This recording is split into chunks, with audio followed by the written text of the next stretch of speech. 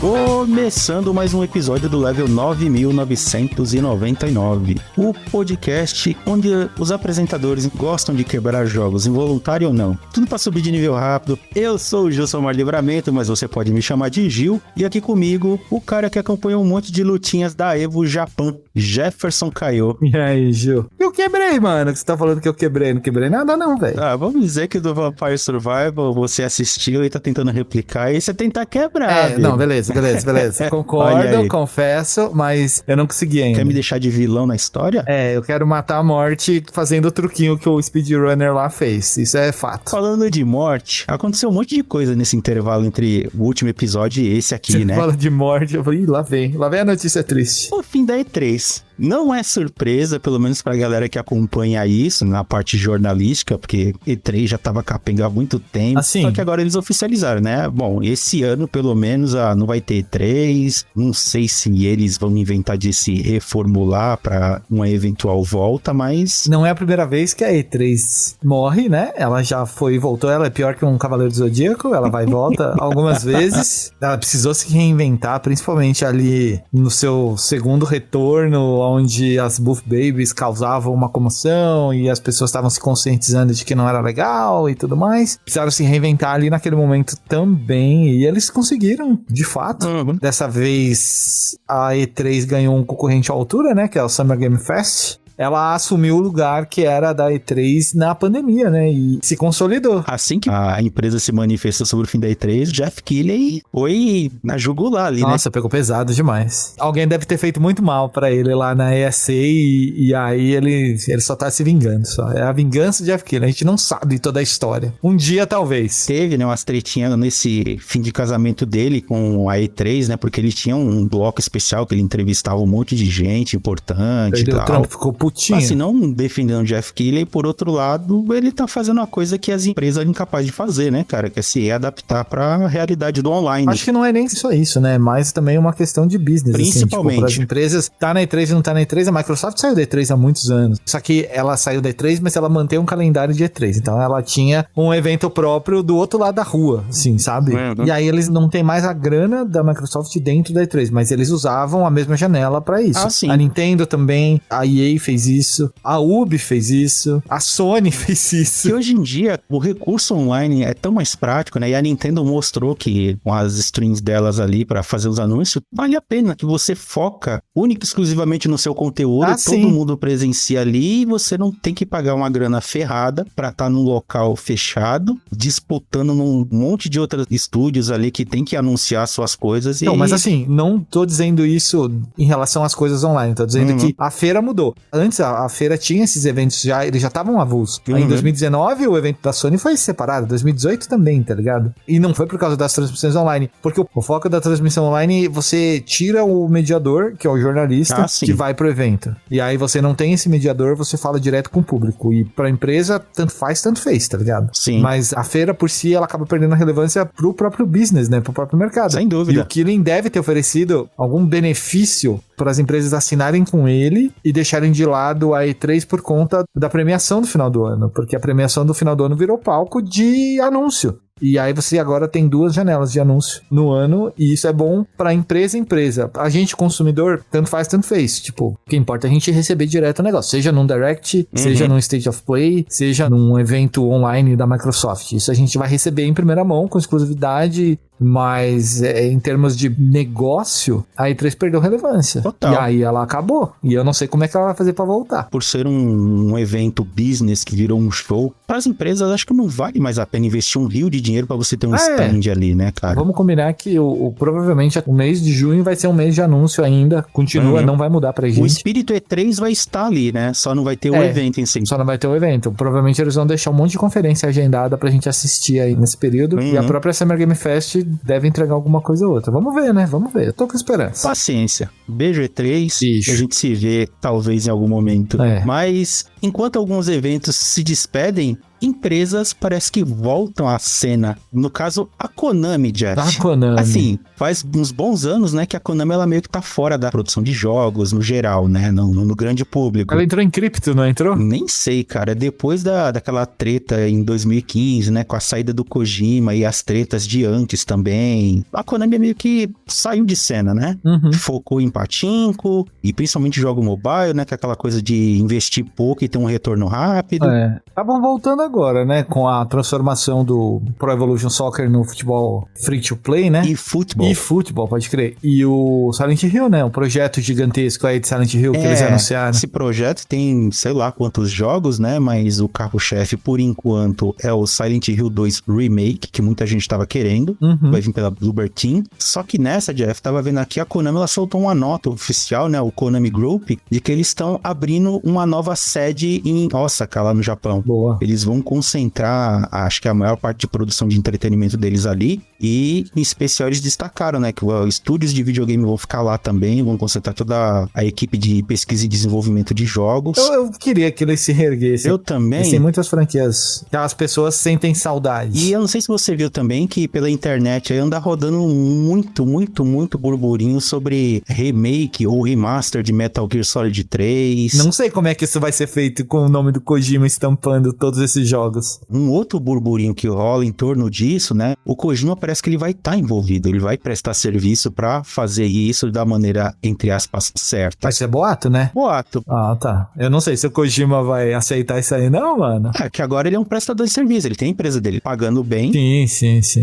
E a gente sabe que tem alguns remakes, né, da franquia que eu gosto particularmente, do Twin Snakes, por exemplo. Sim. Mas eu sei que a galera não recebeu ele muito bem, né? Eu acho legal. É que o mal do Twin Snakes, assim, né, entre muitas aspas, foi o mesmo do Resident Evil 1 Remake, né, cara? Ele ficou preso no GameCube e... Agora não, né? O Resident 1 Remake, ele saiu pra todas as plataformas. Mas o Twin Snakes é só quem teve GameCube ou quem é muito fã de Metal Gear que jogou ou ouviu falar. Eu tive. Aí tem esse boato também que vai ter o remake do Metal Gear Solid, né, do primeiro, só que é o Twin Snakes adaptado pra todas as plataformas, ou eles vão refazer de novo o Metal Gear Solid 1. Complexo. Konami, ela tá concluindo a construção dessa sede, que também é uma comemoração do seu aniversário de 50 anos, né, feito dia 19 de março de 2023, e essa nova sede deve ser concluída, segundo eles, se não tiver nenhum contratempo, em 2025, e vai virar o novo polo de desenvolvimento e entretenimento deles, né? Além de abrigar outros meios de entretenimento, porque assim, quem não sabe, a Konami Group é gigantesca no Japão, ela não só trabalha com videogame, ela trabalha com construção, hotel, resort, academia, plano de saúde. Eles fazem bastante coisa. E videogame, agora parece que eles vão trazer de novo, assim, vão investir para desenvolver jogo, tanto que esse novo estúdio vai ter instalações equipadas com captura de movimento, vão ter novas salas de som, né, para música, tratamento, dublagem, enfim. E contando que a Konami, ela tá voltando uns pouquinho também, né, que tem o Suikoden 1 e 2 HD, remaster, né, pode pra crer, esse né? ano ainda, assim, mais nada atrasar. Tem também boatos de que um novo episódio da franquia Castlevania também tá em desenvolvimento, além dos próprios remakes, né. Outro rumor que tá rodando na internet aí é a Sony vai lançar um novo portátil. Eu não boto mais tanta fé não, porque pelo que eu andei vendo, a impressão que dá é que a Sony quer lançar esse portátil como um subterfúgio para você jogar com certa comodidade ali de um quarto pro outro. Seu PlayStation 5 Remote Play, que tá muito bom, inclusive, se você tem um PlayStation e quer testar o Remote Play no seu PC, é super tranquilo de fazer hoje em dia. Você baixa um aplicativo e ele já roda para fazer streaming, se você gosta de fazer streaming. Cara, é uma tecnologia que melhorou muito ao longo dos anos aí de Sony, e eles obviamente vão querer levar isso para um portátil, tipo, fazer você jogar seus jogos do Play 5 via Remote Play, não o portátil sendo um PlayStation 5 portátil, sabe? Pelo que dizem, né, eles não vão lançar jogos exclusivos para o portátil nem nada, é simplesmente, como o Jeff falou, você pegar tudo que você tem do seu PS5 e na palma da sua mão e você joga em algum lugar da sua casa. Porque o Steam Deck tá aí pra provar que você consegue levar os bagulho HD, 4K, pra qualquer lugar, e a Sony com certeza que é isso. E se levar em conta também também que a Microsoft, né, tá usando o sistema de nuvem e o conceito multitelas, né, que você pode jogar qualquer jogo na tela do celular, de um tablet. Eu acho o cloud mais legal, porém com ressalvas, né, porque não é todo lugar do globo, né, do mundo que ele funciona direito. Engasgos acontecem, mas quando ele funciona direito é um negócio fora de série, assim. Hoje, se você tem uma TV Samsung moderna, né, acho que se eu não me engano 2022/2023, você tem acesso ao aplicativo. Você joga pela TV, né? Você joga pela TV, você só precisa ter o controle do Xbox.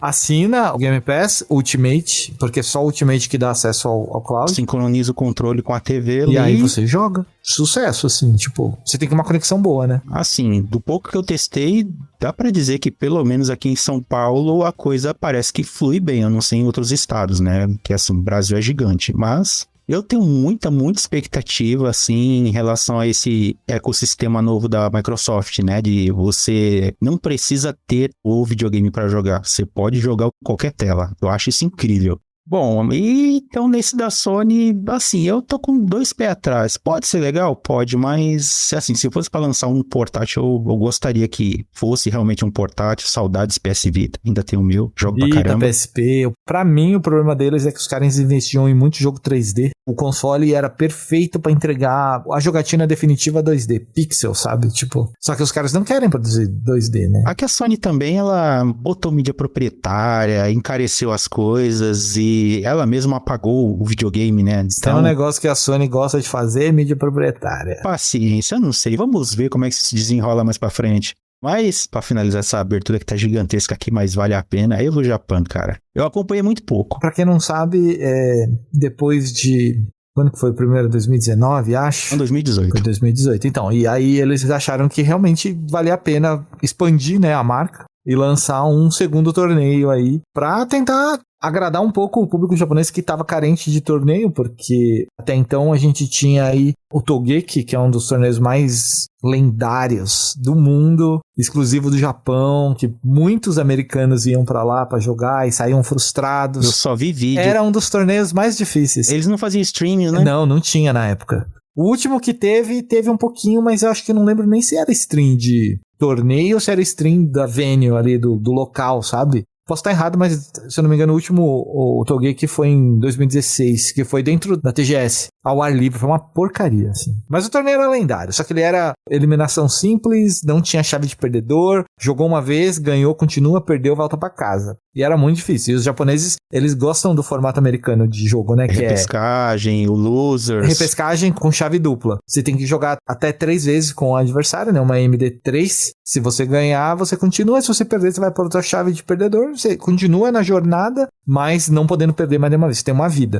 E aí eles levaram esse formato pro Japão, deu certo, apesar da quantidade limitada de jogadores, porque basicamente a Ásia ia pra lá, né, porque poucos americanos se desbravavam pra ir pra lá, porque nem pra eles tá fácil viajar distâncias tão longas, o Japão é uma distância longa pra caramba. E aí esse ano, se eu não me engano, foi um dos mais bacanas de acompanhar aí, porque em detrimento ao que acontece no Evo americano, que os caras têm 8 canais, 7 canais de transmissão, um pra cada jogo, um pra cada horário, todos ao mesmo tempo, rodando, e você escolhe o que você quer assistir, você abre multi-janelas pra assistir todos os torneios ao mesmo tempo. No Japão, esse ano, eles se concentraram na transmissão de um canal único. Tinha um canal japonês também, tá? Mas o canal que era o canal falado em inglês, ele era uma retransmissão com hosts, né, com os caras no mic lá nos Estados Unidos assistindo de lá, com correspondentes locais também, conversando com eles e tal, mas eram 3 ou 4 narradores ali numa salinha assistindo e conversando e narrando o que eles colocavam na tela. Então era legal porque você assistia tudo um pouquinho, né? Que o curioso desse Evo Japan é que tava meio tendo um rodízio de coisas acontecendo, né? Tipo, você tava no meio da partida, acabou, sei lá, uma chave de Street Fighter, de repente os caras metiam um Melt Blood ali, assim, que já tava no meio do combate. Os apresentadores simplesmente estavam na conversa como se nada tivesse acontecido, né? De diferente. Os caras entram no ritmo e vai narrando. Eu gostei muito disso. Eu achei legal. Principalmente na quinta noite, né? Que era sexta-feira pra eles. Tava o Yipes, né? Que é um dos jogadores lendários aí de Marvel vs Capcom 2. Tava o James Chan, que é um dos narradores mais antigos e eu considero o melhor narrador hoje. Gosto dele pra caramba. E o Tacy Steve, que é o menino hype, né? O cara que tem aquele monte de pulseira no braço. Ele é sempre empolgadão, tá né? sempre em cima de Tekken, mas ele gosta de fazer bagunça em cima de qualquer jogo. E estavam os 3 juntos, cara, narrando, e pra mim foi a combinação perfeita. mas vieram muitas celebridades ali do nicho, né? Todos americanos, as transmissões varavam à madrugada, acabavam 9, 10 horas da manhã, mais ou menos, pra gente aqui. Nesse Evo Japão, quais eram os jogos que estavam nas chaves principais ali? Ó, a gente teve Street Fighter 5, né? Foi o último torneio do Street Fighter 5. Não foi o da Capcom Cup, foi esse. A gente teve Tekken 7. Certo. Que continua rodando esse ano, vai ter ainda o último circuito de Tekken 7. Guilty Gear Strive, que tá rolando a temporada nova. King of Fighters 15. Melt Blood Type Lumina. Virtua Fighter 5. Ultimate Showdown. Sempre tem quando a gente fala de Japão. E Granblue Fantasy Versus. Isso eram os torneios oficiais. Tinha um monte de coisa rodando. Teve até torneio de Dead or Alive rodando. Mas era separado, né, da chave. Porque agora o Evo é da Sony, né? Tem sempre coisinhas paralelas acontecendo, mas no foco ali, né, pra transmissão, esses são os principais. E se tratando agora de você falar de Evo, você tem que falar que é um torneio oficial da Sony, né? Da PlayStation comprou o Evo e agora trabalha ele como uma marca deles. Apesar de que eles dizem que eles não vão interferir, não né? vai ter influência, não vai ter nada, mas coisas já mudaram. Por exemplo, se agora o Evo em Las Vegas, que vai acontecer em agosto, eles não vão mais ter top 8, eles vão ter top 6. Porque eles querem botar mais propaganda. Essa é a verdade, Gil. Você lembra do último, né? O inferno que foi. Complicado. E não era propaganda da Twitch, era propaganda deles. Foi difícil. Eu não sei como é que vai ser esse ano, tá? Mas a versão japonesa não foi assim, foi legal.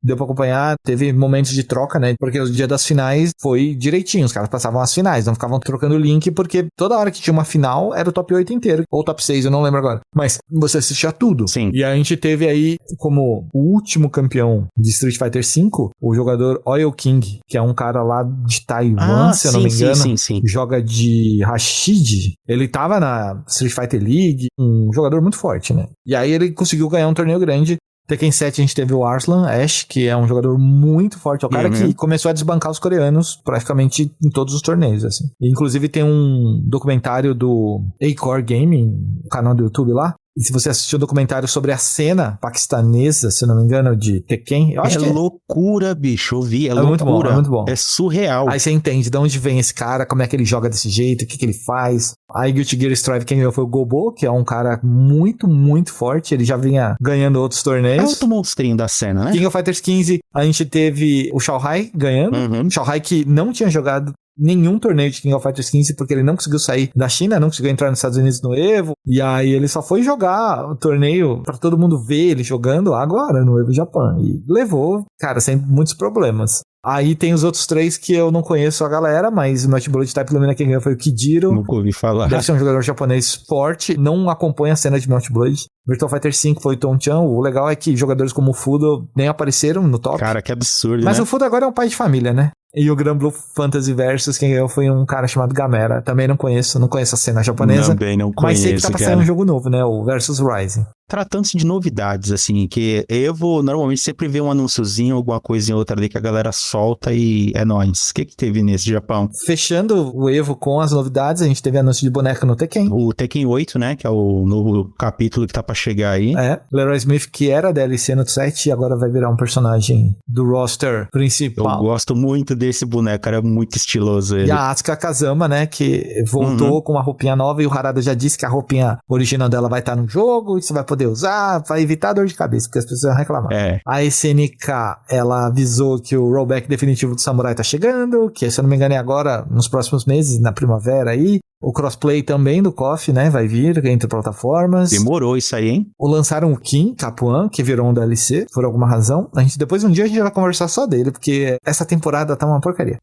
E aí, além do Kim, mostraram o trailer da Silvia Paula Paula, que é a boneca que tá voltando do 14 aí, vai vir como DLC na Season 2. Tem mais a Nad. Essa Nad é inédita, né? Não, ela foi lançada como o último DLC do 14. A SNK, além disso, revelou mais 3 personagens de um jogo que eu acho que eles nem começaram a produzir ainda, mas eles já anunciaram que eles vão fazer, que é o Garou, né, o Mark of the Wolves, que tá voltando. Eles não explicaram direito como é que vai ser, se vai ser um remake, se vai ser uma continuação, se vai ser os dois ao mesmo tempo. Sim. A gente conversa disso outro dia, mas eles anunciaram o Terry, o Andy e o Joe. Street Fighter não teve nada, o que é completamente plausível, porque tá há 2 meses de sair. E que eu me lembre, é isso. Teve o Alpha do Tekken 8, que vai rolar por enquanto só no Japão, imagina, né? Ah, e teve um trailer de Granblue Fantasy Versus Rising, que é o jogo novo deles, atualizado, com rollback e tudo mais. Aí eles mostraram mais um pouquinho das lutas, avisaram que vai ter um beta e mostraram um boneco novo, que é o Siegfried. Pra quem joga Granblue Fantasy, vai saber quem é, mas é um boneco que não parece uma piada, que nem os outros. Eu não sei se ele vai ser bom de jogar, mas eu gostei do boneco. Pra fechar aqui, treta que deu ali com o Punk, cara, na Euro, assim, que eu só vi vídeo dele saindo muito pé da vida, jogando controle no chão, não querendo papo com ninguém. Ele ficou bravo porque, ao que parece, as estações, isso incluindo as estações da final do Street Fighter V, estavam com latência. Não sei se no monitor, não sei se no console, mas estavam com resposta atrasada de comando. E o Punk disse que perdeu porque o jogo não respondia do jeito que ele queria que respondesse. É, compreensível, né? Compreensível. Não sei nem jogar direito, ficaria bravo. Imagina o Punk, que, segundo ele, né, tweetou, gastou mais de $1.000 pra ir pra lá, pra jogar um torneio, pra tentar ganhar, e aí ele chega, reclama da latência, pede pros caras arrumar, os caras tentam arrumar, não arruma, fala, joga aí ele perde, aí ficou bravo. Mas é o Punk, né? Ninguém leva o moleque a sério porque ele é arrumando treta com todo mundo, fazendo provocações aqui e ali. Ele veio provocar a galera do Guilty Gear também. É. A FGC precisa de vilões, cara. Ela precisa. Realmente. E antes da gente entrar no podcast em si, né? Segue lá o nosso perfil no Twitter, o @LV9999pod. E se gostar, compartilha com a galera, que coisas boas podem acontecer, né? Se tudo der certo, tem coisa aí que tanto o Jeff quanto a gente quer botar em prática aí, vai trazer benefício pra galera que acompanha, né? Uns códigozinhos de jogos, acesso, umas coisinhas assim. Quem não quer ganhar, né? Claro. E se você quiser também participar aqui, ter um e-mail, mensagem lida aqui no podcast, tirar dúvida, curiosidade, fazer alguma correção, dar dica, sugestão, enfim. Tem nosso e-mail também, que é o lv9999pod@gmail.com. Recados dados, né? Partiu o joguinho? Partiu o joguinho.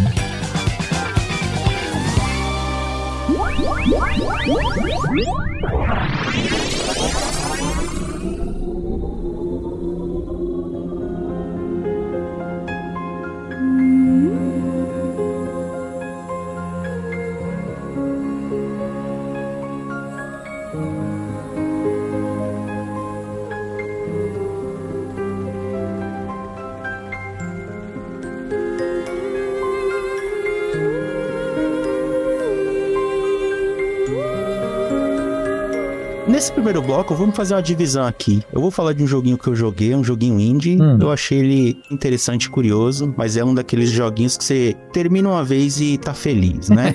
É um joguinho chamado The Wanderer, Frankenstein's Creature. Ele é um joguinho meio que das antigas, já ele foi lançado, acho que em 2019 para celulares, né, iOS e Android. Que é nem barba. Em 13 de março ele ganhou versões videogame, né, então ele foi lançado para PS4, PS5, PC, Nintendo Switch, chegou o Xbox Series também. Ele é de uma produtora francesa, na verdade é um grupo de criadores, né, que é a Label Games, a Hidden e a Art France, que eu acho que é alguma coisa relacionada à TV, né? Então eles meio que se bancam ali, e eles têm muitos joguinhos mais voltado nessa categoria arte, né? Que é um negócio pra você ter uma experiência interessante com uma história guiada. Eu não joguei, tá? Mas visualmente, a primeira referência que eu tive dele foi aquele Never Alone. Lembra? Sim. Eu não sei nem se parece, porque eu acho que não parece, mas ele, na hora, me veio Never Alone na cabeça, assim, o jogo da Esquimó. Esse jogo é uma das muitas releituras baseada na obra da autora Mary Shelley, né? Do Frankenstein. A obra original, ela é gótica, né? Aquela coisa mais... Versão criatura. É, e esse aqui ele é totalmente o contrário, né? Ele é coloridão, ele é bonito, ele é vibrante. Eu achei ele minimalista, né? Também. Ele é um jogo curto, mas cada quadro, assim, que você tá, é como se fosse uma pintura. Sim. Tudo aquarelado. Visualmente, ele é muito agradável. Teve uma hora lá que eu tava vendo o vídeo, né? Aí teve uma hora que apareceu as crianças jogando bola e ele começou a chutar a bola. E aí chupa controle de bola do FIFA, né? Porque esse controle de bola aí tava da hora, mano. Não tinha imã na bola, não tinha nada. Você chutava a bola ia na direção que você queria que ela fosse. Tem isso legal, assim, de jogabilidade, né? Como ele é um jogo com história guiada, você basicamente controla a criatura e ela não tem memória, não tem passado, não tem memória presente, enfim, ela é um quadro em branco. É como o jogo começa, é um branco na tela. Aí você vai mexendo, a criatura vai ganhando forma, as coisas vão ganhando cores, formas, e assim você vai desenvolvendo. E a criatura, ela vai se afeiçoando ao ambiente, né? Então, no momento seguinte, você tá numa floresta, ela tá entendendo o que que é aquilo, floresta, natureza, água, aí vê um bicho, começa a entender o que que é essa forma de vida, o que que significa ser aquele bicho. Você vai aprendendo e o bicho vai aprendendo. É tipo isso, né? Basicamente, você vai fazendo a criatura, ela descobrir essas coisas. Aí tem toda aquela conversa, né? Tipo, o que é morte, o que é amor, o que é ódio, o que é vida, o que é existência. E aí chega um ponto em que o mundo é grande demais e você quer explorar, né? Você quer saber mais. Uhum. E situações vão te movimentando a descobrir outras coisas. Aí você chega a um ponto em que você encontra seres humanos, né?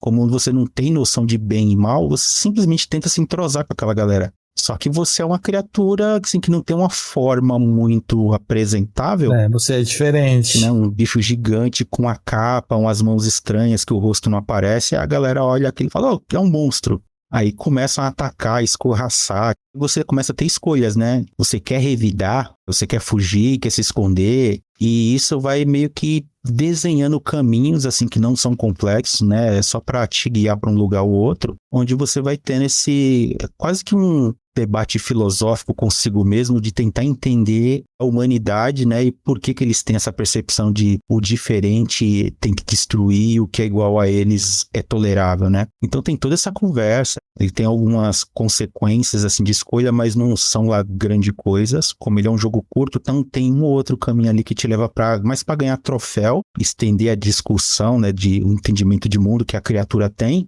e é aquela experiência que ela é suficiente e se fecha ali. Curti, legal, o final é bem interessante, né? Não vou dar spoiler, mas é interessante. Ele é meio que uma quebra de quarta parede, se bem que tem mais de um final, 3, 4 finais. E você passa por várias situações, então o jogo ele tem alguns puzzles, assim, não tem ação, né? Mas ele tem alguns puzzlezinhos, tipo, tem puzzle de música, de ritmo, mas é lento, ele é fácil de você pegar, é bem simplório mesmo. Eu vi esse jogo. É óbvio que isso vai soar pejorativo, porque é um pouco. Lá vem. Me lembrou muito o Maxon, jogando as coisas bizarras dele, as discussões que eu tinha com ele sobre Proteus. O joguinho de Walk Simulator. Nossa. Né? O Proteus eu acho interessante o que ele se propõe. Como ele executa já não me agrada tanto, que faz muita caminhada pra quase nada. Óbvio que a gente não vai entrar no detalhe, mas um dia eu vou perguntar pra você o que ele se propõe, tá ligado? Eu não quero que você me responda agora. Deixa pra gente responder num outro programa quando a gente falar dele.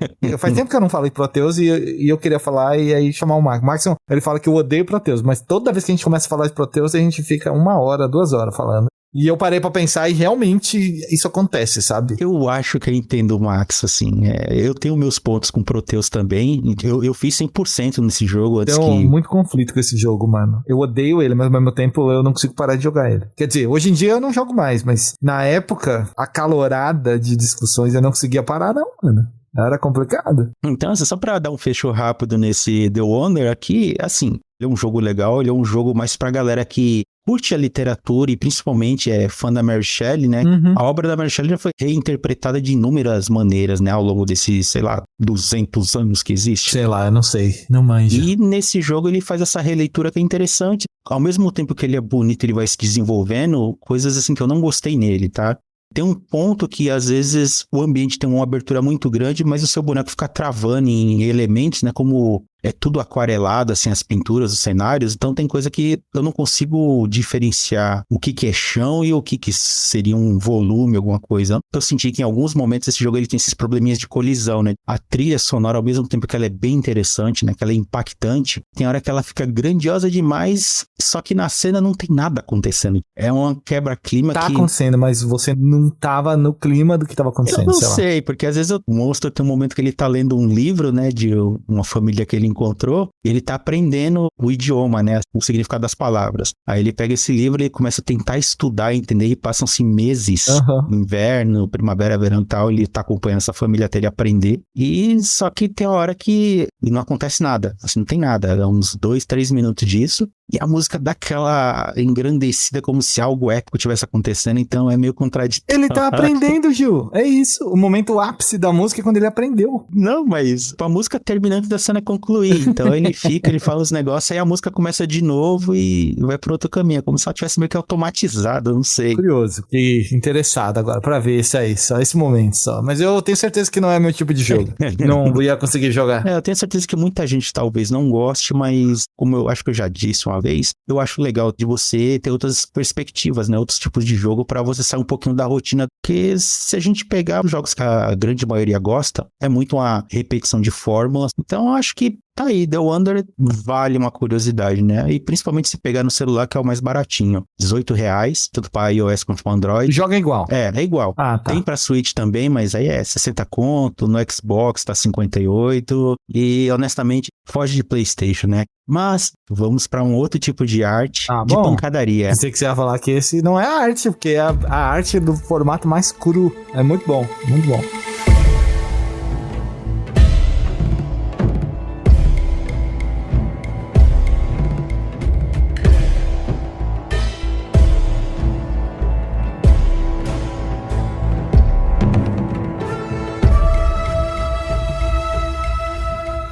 Vamos falar de Sifu ou Shifu, né? Pra tentar falar da maneira correta, mas... No bom chinês aí, no bom mandarim. É um jogo da Slow Cat que ele foi lançado ali em 6 de fevereiro de 2022, saiu primeiramente para as plataformas PlayStation e Epic. Depois, um pouquinho mais no final do ano de 2022, saiu para Switch, e só agora em 2023, em março, mais precisamente, ele foi lançado para Xbox e Steam.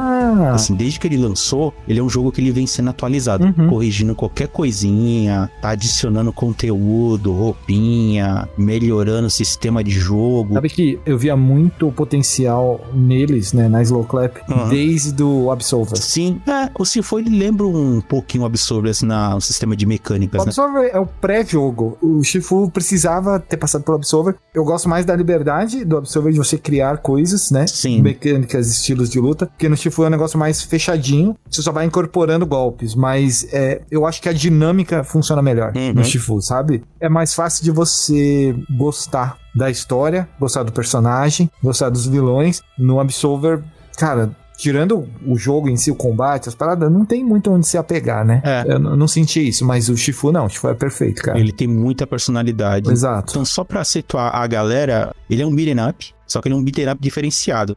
Ele é um jogo que ele se espelha muito em filmes de ação chinês, principalmente, assim, dos anos 80, 90, né? Ele brinca muito com isso, ele traz muita referência pra galera que curte filmes desse gênero. Temperado com o John Wick, né? Hoje em dia. Sim.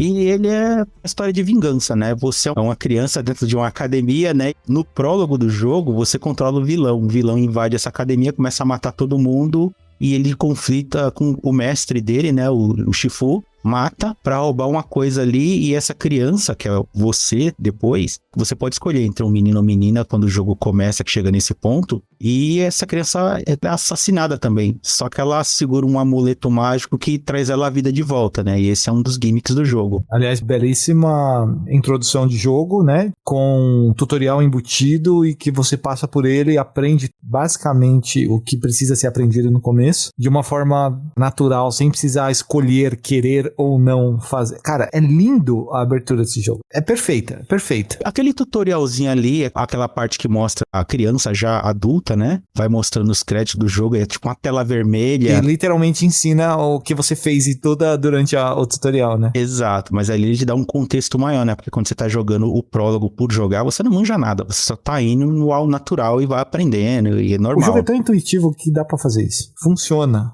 E é muito bom. Passa-se 8 anos, né? E agora a criança, que já é um jovem adulto de 20 anos, passou esse tempo todo treinando pra se vingar. E chegou o momento da vingança. E ele mapeou onde ele vai encontrar esses invasores da academia, né? E vai atrás de cada um deles pra tentar chegar no líder e concluir a sua vingança. Eu tinha jogado na época, adorei.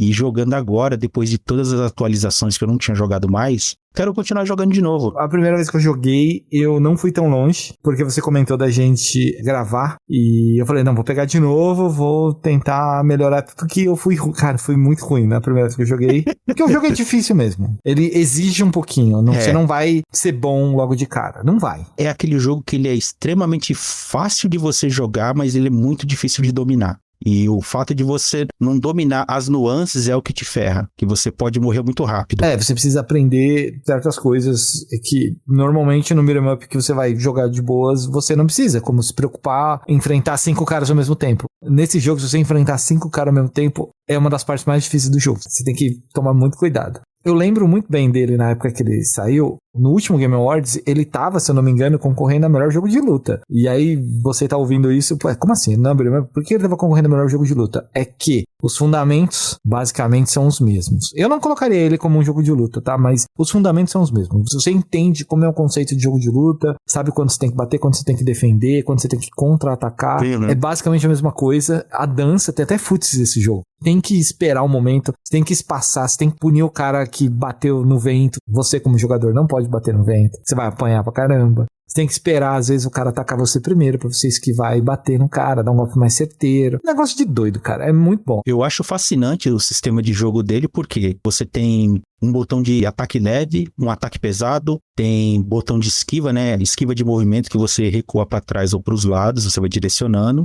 Tem a defesa, se você apertar ela no momento de tomar o golpe, você dá um parry, você utiliza o golpe do cara e cria uma abertura para contra-atacar. E também tem a defesa estática, né? Que você fica em posição, segura a defesa, ele fica numa posição e você vai movimentando a alavanca esquerda e o seu boneco ele só vai esquivando a parte de cima do corpo, né? Pro lado, para trás, para frente ou dar um pulinho para evitar golpe rasteiro. E a graça do jogo tá exatamente nesse detalhe, é você aprender a dominar esse sistema, porque não adianta você sair dando porrada, apertando o botão, porque os inimigos, assim como você, eles reagem também, né? Eles defendem, eles podem dar contragolpes que podem ser fatais, simplesmente, não importa se você tá com a vida cheia. Eu tenho uma dúvida aqui pra tirar agora ao vivo aqui durante a gravação. Manda. É possível saber quando o personagem vai defender seu golpe final e vai virar um monstrinho de estamina, ou não é possível prever e você tem que evitar usar? É possível prever. Como? Existem inimigos, quando eles vêm em grupo, que você percebe que o HP dele demora mais pra sair do que dos outros, né? Ele é mais resistente, esse cara vai virar um monstrinho.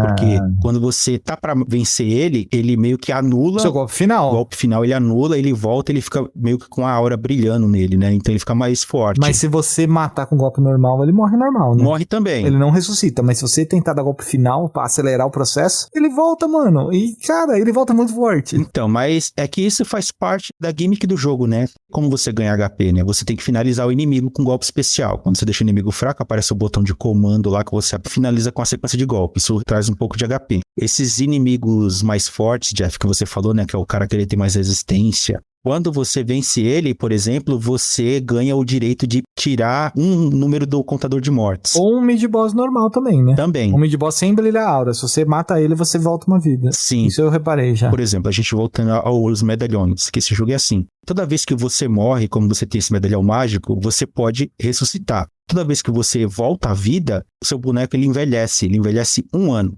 Por exemplo, você morreu uma vez, o contador marca 1. Na hora que você ressuscita, esse número 1 ele vira uma idade, né? Então ele é adicionado aos seus 20 anos. Então você fica com 21 anos. Se você morrer de novo em seguida e o contador ainda tem 2 mortes, aí, ou seja, se você voltar de novo, a sua idade vai ser 21 da outra morte, mais 2. Aí você vai voltar com 23 anos. Então o jogo ele tem esse sisteminha de acumular idade. Quanto mais velho você fica, mais forte e mais eficiente em golpes e em esquiva você fica. Porém, a sua defesa cai muito e a sua resistência também não fica lá grande E coisa. tem outra coisa importante também. Você tem um limite pra aprender certas habilidades. E se você passar da idade, você não pode mais aprender. Se você passar dos 30 anos, algumas habilidades ficam trancadas, né? Que ela é voltada para quando você é jovem. Só que também, ele é um jogo que o seu save, mesmo você passando a primeira fase com 71 anos, você pode manter esse save e começar de novo a fase pra tentar passar com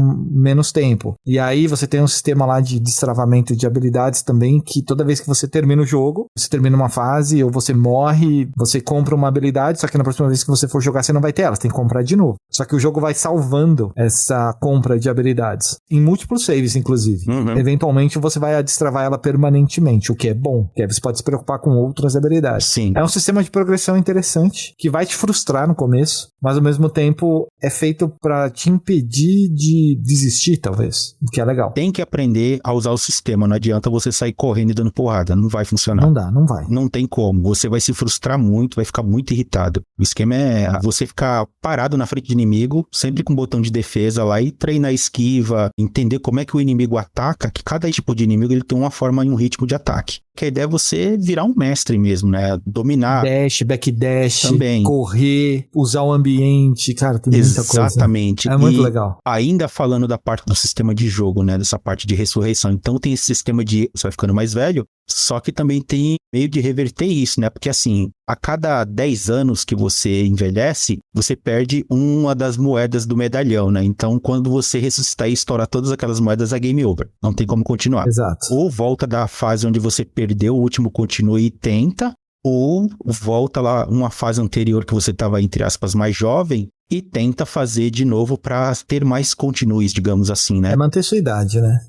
Por exemplo, se você chega na segunda fase e, sei lá, está com uns 30 anos, se você tentar começar a primeira fase de novo, você volta zerado. Você volta com 20 anos, as habilidades trancadas, mas você já está mais eficiente porque você já sacou como é que o jogo funciona. E algumas permissões ali também, né? Por exemplo, que algumas fases, ela tem rotas alternativas. Conforme você vai abrindo as fases e cumprindo alguns objetivos, né? Que às vezes é observar alguma informação, pegar algum item, você tem acesso a isso e ser permanente. Então aí você volta para a fase anterior e faz um caminho diferente e por aí vai, que isso é legal, dá um fator replay bacana. Aliás, como é que abre a sala secreta da primeira fase? A sala do florista lá no finalzinho. Então, isso aí, se eu não me engano, você tem que avançar a fase. Ah, tá. Não é no começo. Não, no começo, se você terminar a primeira fase e pegar as informações que são possíveis naquele momento, você abre aquela passagem dentro do prédio, né? Não, beleza, já fiz. Que em vez de você subir o prédio, você corta caminho. Sim. E no clube, na segunda fase, como é que faz pra abrir a caixinha no final da fase? Porque eu abri uma vez, mas eu não sei como é que eu fiz pra abrir. Então, você tem que achar um item, né? Que, assim, o jogo, embora ele seja focado muito em combate,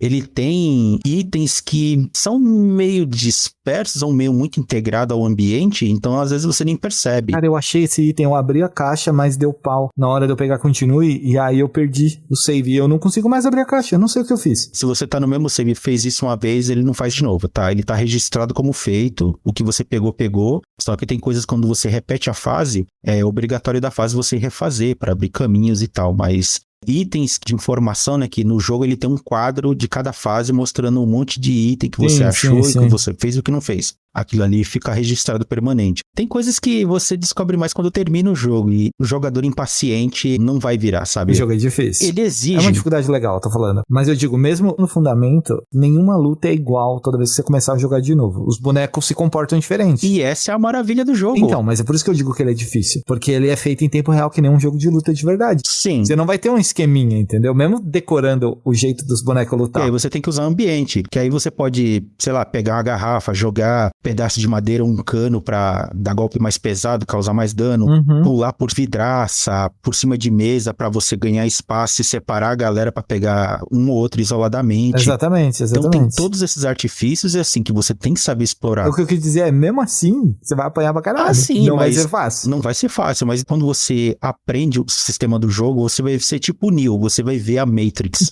Eu consegui terminar esse jogo sem morrer. Com 20 anos. Com 20 anos. É difícil. Eu sei que dá, porque você fica tentando. O meu limite, por enquanto, é começar a segunda fase com 27. Eu não consegui começar com menos. Ainda. Mas eu vou tentar de novo. Mas eu não consegui. É uma questão de treino. Eu colocaria 2 golpes a mais. Um golpe de corrida que você pudesse dar uma voadora e dispersar a galera. E alguma coisa, tipo, um pouco mais forte. Tipo aquela giratória que ele tem, que você compra. Um pouquinho mais forte e um pouquinho mais rápida pra você poder usar em área pra derrubar mais de um cara ao mesmo tempo. Falta esses 2 golpes pra mim. Tem isso, né? Mas, como você falou, você tem que comprar. Então, mas a voadora não tem. Esse combo da finalização ele demora muito. Ah, sim. E aí você tem que ter o timing. E aí esse timing, às vezes, eu queria que fosse o primeiro golpe, sabe? Pra derrubar. É, compreensível. Tinha que ter. Que esse jogo ele tem 2 sistemas de XP. O XP de combate que você acumula, então você vai fazendo combo, tem um contadorzinho que agora é visível na tela, né? Que quando lançou originalmente ele não tinha isso assim muito explícito, aí foram implementando. Quanto mais pontos você faz ali, então você tem XP pra você comprar habilidade na árvore de habilidade. E também tem o XP de progressão de fase, que você chega em certas áreas da fase que você tem uma estátua verde de Jade, né? E você examina essa estátua, aí você pode comprar habilidades permanentes pro seu status de um personagem, né? Um por estátua. Você tem que escolher bem. Você pode aumentar sua barra de resistência, sua barra de HP, seu ataque especial, seu sistema de esquiva. A barra de resistência é a mesma que o Sekiro, por exemplo, a barra de postura. Se você quebrar, você perde a sua defesa, sabe? Então você tem que tomar muito cuidado. O jeito de você manter essa barra sempre vazia, né? Na hora que ela tá enchendo, foge do inimigo, usa o cenário pra se esquivar. Tem que tomar muito cuidado, principalmente com arma. No caso, nessa estatueta verde, você pode zerar o contador de mortes pra você não acumular anos mais rápido, né? Mas seus anos passados continuam, tá? Então tem todos esses recursos que você vai pegando, você vai entendendo como é que funciona. Cara, ele é um jogo que ele tem um sistema de progressão interessante. E pra quem gosta de história, uma narrativa muito boa também. Visualmente e durante o jogo, é muito legal. E inclusive nessas atualizações que fizeram do lançamento original até agora, eles colocaram, né, o idioma em cantonês, então você pode entrar mesmo num filme de Kung Fu ali. E as batalhas contra chefes são tensas, né? É difícil, vai te estressar pra caramba, mas uma hora você vai aprender e depois fica mais tranquilo. Porque assim como cada tipo de inimigo, cada chefe ele tem um jeito de combater. Todos os chefes são mestres. De estilos diferentes, usando armas. Você vai ter uma arma pra cada um e não vai ser fácil, porque você vai ter que aprender tudo de novo, porque essas armas você não encontra no meio do caminho, principalmente do terceiro chefe pra frente, você não encontra essa arma no meio do caminho pra lutar. Você tem que estudar o chefe, aprender como reagir e combinar diferentes golpes. Você nunca pode ficar repetindo as mesmas coisas que usou num chefe no outro. Nem sempre dá certo. Alguns chefes você tem que saber dar parry pra quebrar a postura dele pra você emendar golpe ali, pesado, pra derrubar mesmo e emendar o especial, né? Que esse especial, quando você bate muito inimigo, você enche umas barrinhas. E toda vez que tem uma barrinha cheia, você pode usar um especial que você dá um golpe de atordoamento, né? Ou você derruba o inimigo, ou você dá um golpe na têmpora, né? Que deixa ele tonto pra você entrar com combo. Verdade. Ou se você estiver usando alguma arma, você dá algum corte que causa um dano monstruoso, né? Pra acelerar o processo de batalha. O que eu acho interessante no jogo é isso. Ele meio que te obriga, de uma maneira interessante, a explorar essas possibilidades. Ele é um jogo relativamente curto, né? Quando você domina ele, você termina rápido até, em menos de 3 horas. O jogo ganhou uma espécie de DLC, não ganhou? Sim, ele veio ganhando algumas melhorias e DLCs, né? E só que agora com o lançamento para Xbox e Steam, ele já veio junto com a DLC que é gratuita para todo mundo em qualquer plataforma, chamado Arenas. Já tá aberto. Você tenta jogar, ele fala, é melhor você terminar o jogo antes, mas tudo bem. Porque se você não jogou, assim, você tem que entender como é que funciona o jogo para você entrar na arena, né? E pra não tomar spoiler, né? E nessas arenas você enfrenta hordas de inimigo, né? Se eu não me engano, são 9 arenas diferentes e são 45 desafios, né? Ou seja, 5 desafios por arena. Então, às vezes você entra numa arena e tem condições também para você ganhar 3 estrelas, né? Uma vez que você entende o jogo ele vai começar a misturar um monte de regra e vai jogar você lá e se vira aí, cara. Entendi. A parte mais interessante desse Arenas, se você conhece muito filme de ação moderno ou mais antigos, né? Ele vai fazer referência, por exemplo, tem um monte de cara de terno, tá chovendo, você tá com a roupa com sobretudo e um óculos escuro. A Batalha dos Smiths, do The Matrix. Mas sabe que são todos mods que os caras viram, né, e gostaram e levaram pro jogo final. É maravilhoso. Nessa batalha especial você ganha o efeito sem gravidade, né, que ele dá umas câmeras lentas. Ai, que da hora. Quando você faz um parry ou esquiva de um golpe no momento certo, aí dá câmera lenta, aí você lê o movimento do inimigo, aí conforme você vai reagindo, ele vai mantendo em câmera lenta. Nossa, eu tenho que jogar isso. Eu não joguei ainda. Tem também Kill Bill, tem alusão ao jogo da morte do Bruce Lee, tem a roupa. E, cara, o trabalho que a Slowclap vem fazendo em lapidar esse jogo cada vez mais é simplesmente incrível. Nesse DLC do modo Arenas, o que é legal, além de ser gratuito, ele adiciona troféus e conquistas, né, pra quem baixar. Então, tem coisa a mais pra fazer. E isso só aumenta o valor replay do jogo, Jeff. Agora eu tô numa jornada pra fazer isso. Eu né? voltei nele no final de semana e tô bitolado. Eu ligo o videogame e vou jogar ele. Um dos troféus, assim, que eu não cheguei a platinar, embora eu tenha terminado o jogo e feito de tudo, faltou terminar uma segunda vez e não matar nenhum mestre, né? Que quando você termina o jogo uma vez, você habilita um novo comando para um valor replay, que você poupa a vida desses 5 mestres que você vai enfrentar. Interessante. E se você poupar todos os mestres, aí você faz o verdadeiro final do jogo. Vai ser difícil. Esse jogo, ele continua incrível. Dá uma experimentada. Você que nunca jogou aí, experimenta, que acho que vocês vão gostar. Ele é bem viciante. Ele é.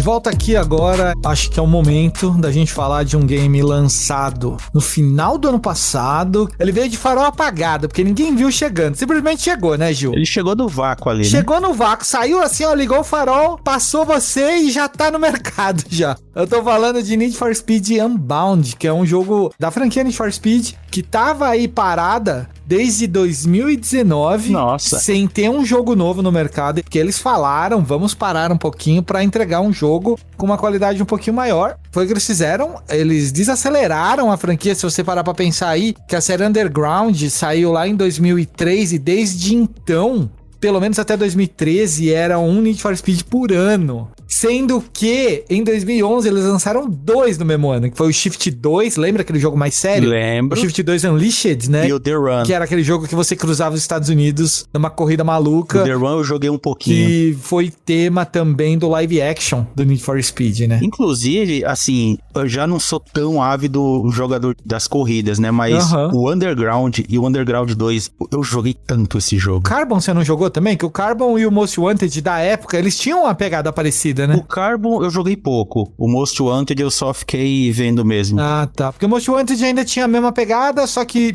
eles tiraram a noite do jogo, né? Por alguma razão. Se eu não me engano, é o Most Wanted que só se corria à tarde, né? É estranho, porque normalmente visual de noite e chão molhado é a coisa mais bonita que os caras usam em jogo de corrida, né? E eles foram adaptando. Tanto que aquele Need for Speed que saiu, o tal do remake, né? Do reboot, que era aquele de 2015, se eu não me engano, ele veio nessa pegada. Você só corria de noite com o chão molhado e no máximo ali madrugada, tipo das 4h30 às 5h30. Tô chutando horário, tá? Mas é porque o sol nunca nascia naquele jogo. Era bizarro. E aí a gente tem também, pra esse lançamento do Unbound, a gente tem um novo estúdio. Porque até então a EA comprou a Criterion, que era responsável de Burnout. Aí a Criterion se desmembrou, né? Que aí eles criaram um estúdio chamado Ghost Games. Não sei se quantos anos tem exatamente, mas o Ghost Games mudou de nome também. Agora ele se chama EA Gothenburg, que é o mesmo estúdio, só que o Need for Speed voltou para as mãos da Criterion com o EA Gothenburg, né? E aí eles lançaram o Unbound com uma pegada underground,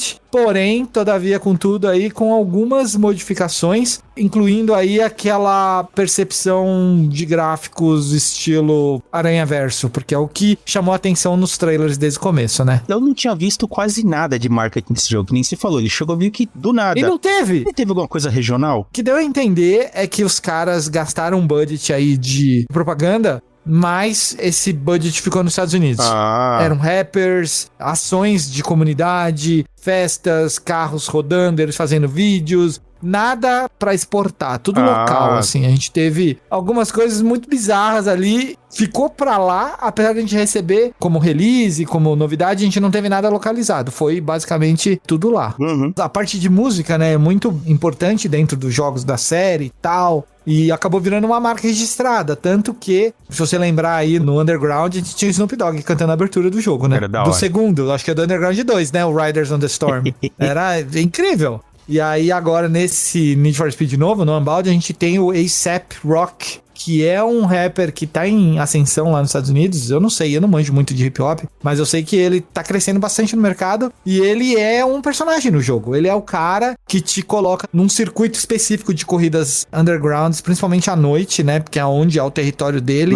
Ele te zoa se você não tira o primeiro lugar, ele te elogia se você tira o primeiro lugar. Tem música dele tocando em tudo quanto é lugar também. Essa é uma das inserções voltadas pra música que a gente tem muito marcante no jogo. Ele até participou de uma propaganda que fizeram o carro da capa do jogo, né? Que é uma BM, se eu não me engano. A M3? Eu posso estar errado aqui agora, mas... De carro você é o cara que manja, mano. Foi uma BM velhaça, assim, super famosa, super popular. Tipo, no circuito da galera que gosta de carro esportivo e tal. E aí fizeram uma versão meio naked. E aí ele é o cara que recebeu esse carro lá e falou: meu, esse carro muito louco, tá no jogo, fez um monte de foto. Pá, muito doido. Realmente, pior que eu nunca ouvi falar desse rapper. Ele realmente é novo na cena, né? Honestamente, eu não sei dizer. Eu sei que ele é famoso. Ele tem uma galera aí que já acompanha, né? Need for Speed ele já foi de tudo. Ele começou como um jogo arcade, já passou por um monte de transformação, enfim...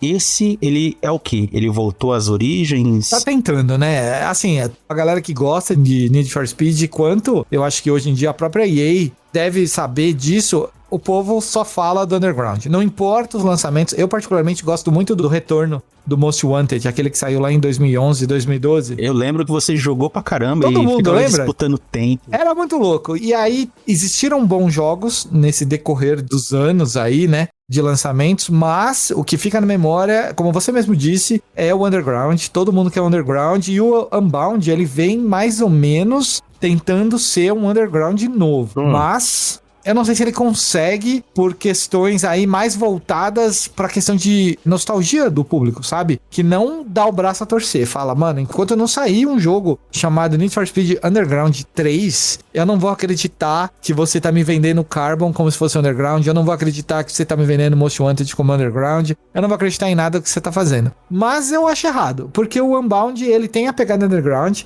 Tudo que eles fizeram pra cena lá com o Underground, eles estão tentando fazer com o Unbound, né? Principalmente dar um pouco mais de evidência aí pra cultura de sleepers. Aquele golzinho bala que você não dá nada, mas tá cheio dos relógios de turbo e que você sai correndo pra ganhar de qualquer carro exótico da vida. Sim. Essa é a cultura sleeper, é a cultura do carro que você vê e fala, mano, esse carro não dá nada. Mas embaixo do capô... Embaixo do capô é outro rolê. Os jogos hoje, atualmente, são mais voltados pra galera que gosta de carro exótico. Só tem carro absurdo, mas é normal. Quer dizer, isso é o que a EA acha, mas eu acho que aí no fundo é 50-50. A galera não quer saber de dirigir o Uninho Bala, quer dirigir a Ferrari, a Mercedes. Assim, obviamente é 50-50, né? A cultura veio muito com base no filme Velozes e Furiosos, que trouxe aquela coisa do submundo dos rachas ali, dos carros tunados. Todo mundo que jogava Underground escolhia o quê? O Peugeot. Tô mentindo? O Peugeot, mano. Tô mentindo? Não. Tinha o Peugeot, tinha o Lancer e tinha mais dois que eu não lembro. E aí o Lancer era carro de entrada no jogo, era muito absurdo isso. Hoje em dia não existe Lancer de entrada em nenhum jogo de corrida, assim, é muito difícil.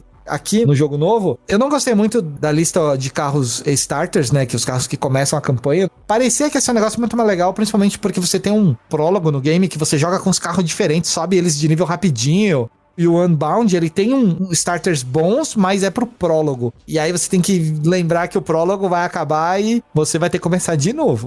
Não, aí você tá me zoando. E é uma enganação, tá ligado? Os carros que tem na linha starters, e aí depois o carro que você começa de fato o game, são coisas completamente diferentes. Me deu uma empolgação no começo, mas depois quando eu começo com o carro que eu tenho que começar mesmo, aí eu fiquei um pouco triste. Não é exatamente uma linha muito boa de começo. Ou seja, dá aquela experimentada, o que você tem aqui, na hora você vai comprei a ideia, agora você tem que lutar de novo pra chegar lá. Aí você desanima. Spoiler, mas o carro que você monta no prólogo é roubado de você, é o carro que você vai enfrentar no final do jogo. Ai, meu Deus. É basicamente isso. Fica a dica. Escolhe um carro ruim no começo. Não tem como escolher um carro ruim, só tem carro bom no começo do jogo. Nesse prólogo, que é de propósito. Como é que é o mundo desse jogo? Eu acho que falta um pouquinho de carisma na hora de entregar, assim, tanto que eu me afastei um pouco do game já, faz um tempinho já que eu não jogo, não consegui gostar tanto dos personagens que eu deveria gostar, porque ele tem uma historinha, né? Uhum. Ele tem um drama ali familiar acontecendo, com traições, reviravoltas, começando do zero, Sim. que nem todo jogo da linha Need for Speed tinha. Normalmente o cara saía da cadeia, tinha que começar de novo, tinha um cara comandando o bairro, bibibi, bobobó.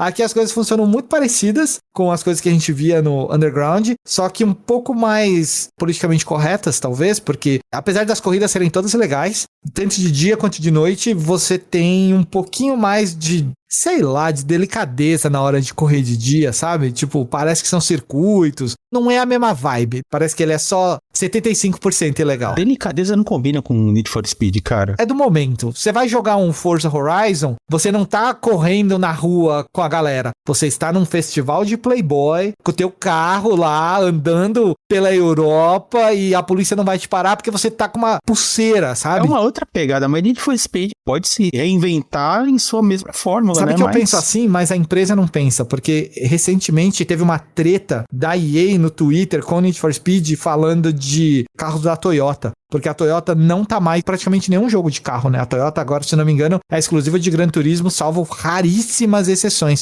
E todo mundo gosta do Hachiroco, do AE86, do Toyota Corolla, Sim. do Pandinha lá, que todo mundo ama. E esse carro não vai ter mais nenhum jogo, tá ligado? Porque a Toyota não apoia corridas ilegais. E ela falou isso num tweet uma vez, há muitos anos, e rolou uma briga. Cara. Um cara perguntou, por que não tem Toyota nos jogos do Need for Speed? E a Toyota respondeu, porque a gente não apoia corridas ilegais. Aí a Need for Speed respondeu de novo, aí começaram a deletar os tweets, aí marcaram tudo. Deu mó treta. Mas eles oficialmente estão no Gran Turismo. Por quê? O Gran Turismo é um jogo de corridas classudas, dentro de circuitos, nada que faça o bagulho parecer ilegal. Tudo bem, né? Tem muito poder e dinheiro envolvido aí com contratos, licenças, essas coisas, mas... Nenhuma marca quer ver o seu veículo atrelado a isso, sabe? Lembra a polêmica de bater, de amassar, que eles não queriam? Sim, que ninguém quer ver o seu carro danificado, né? Exato. É meio isso, sabe? Tipo, é meio bobeira, é meio lobby, mas se os caras tirarem as marcas dos carros, aí ferrou, né? A gente também não vai gostar. Eles têm que obedecer, a gente tem que aceitar.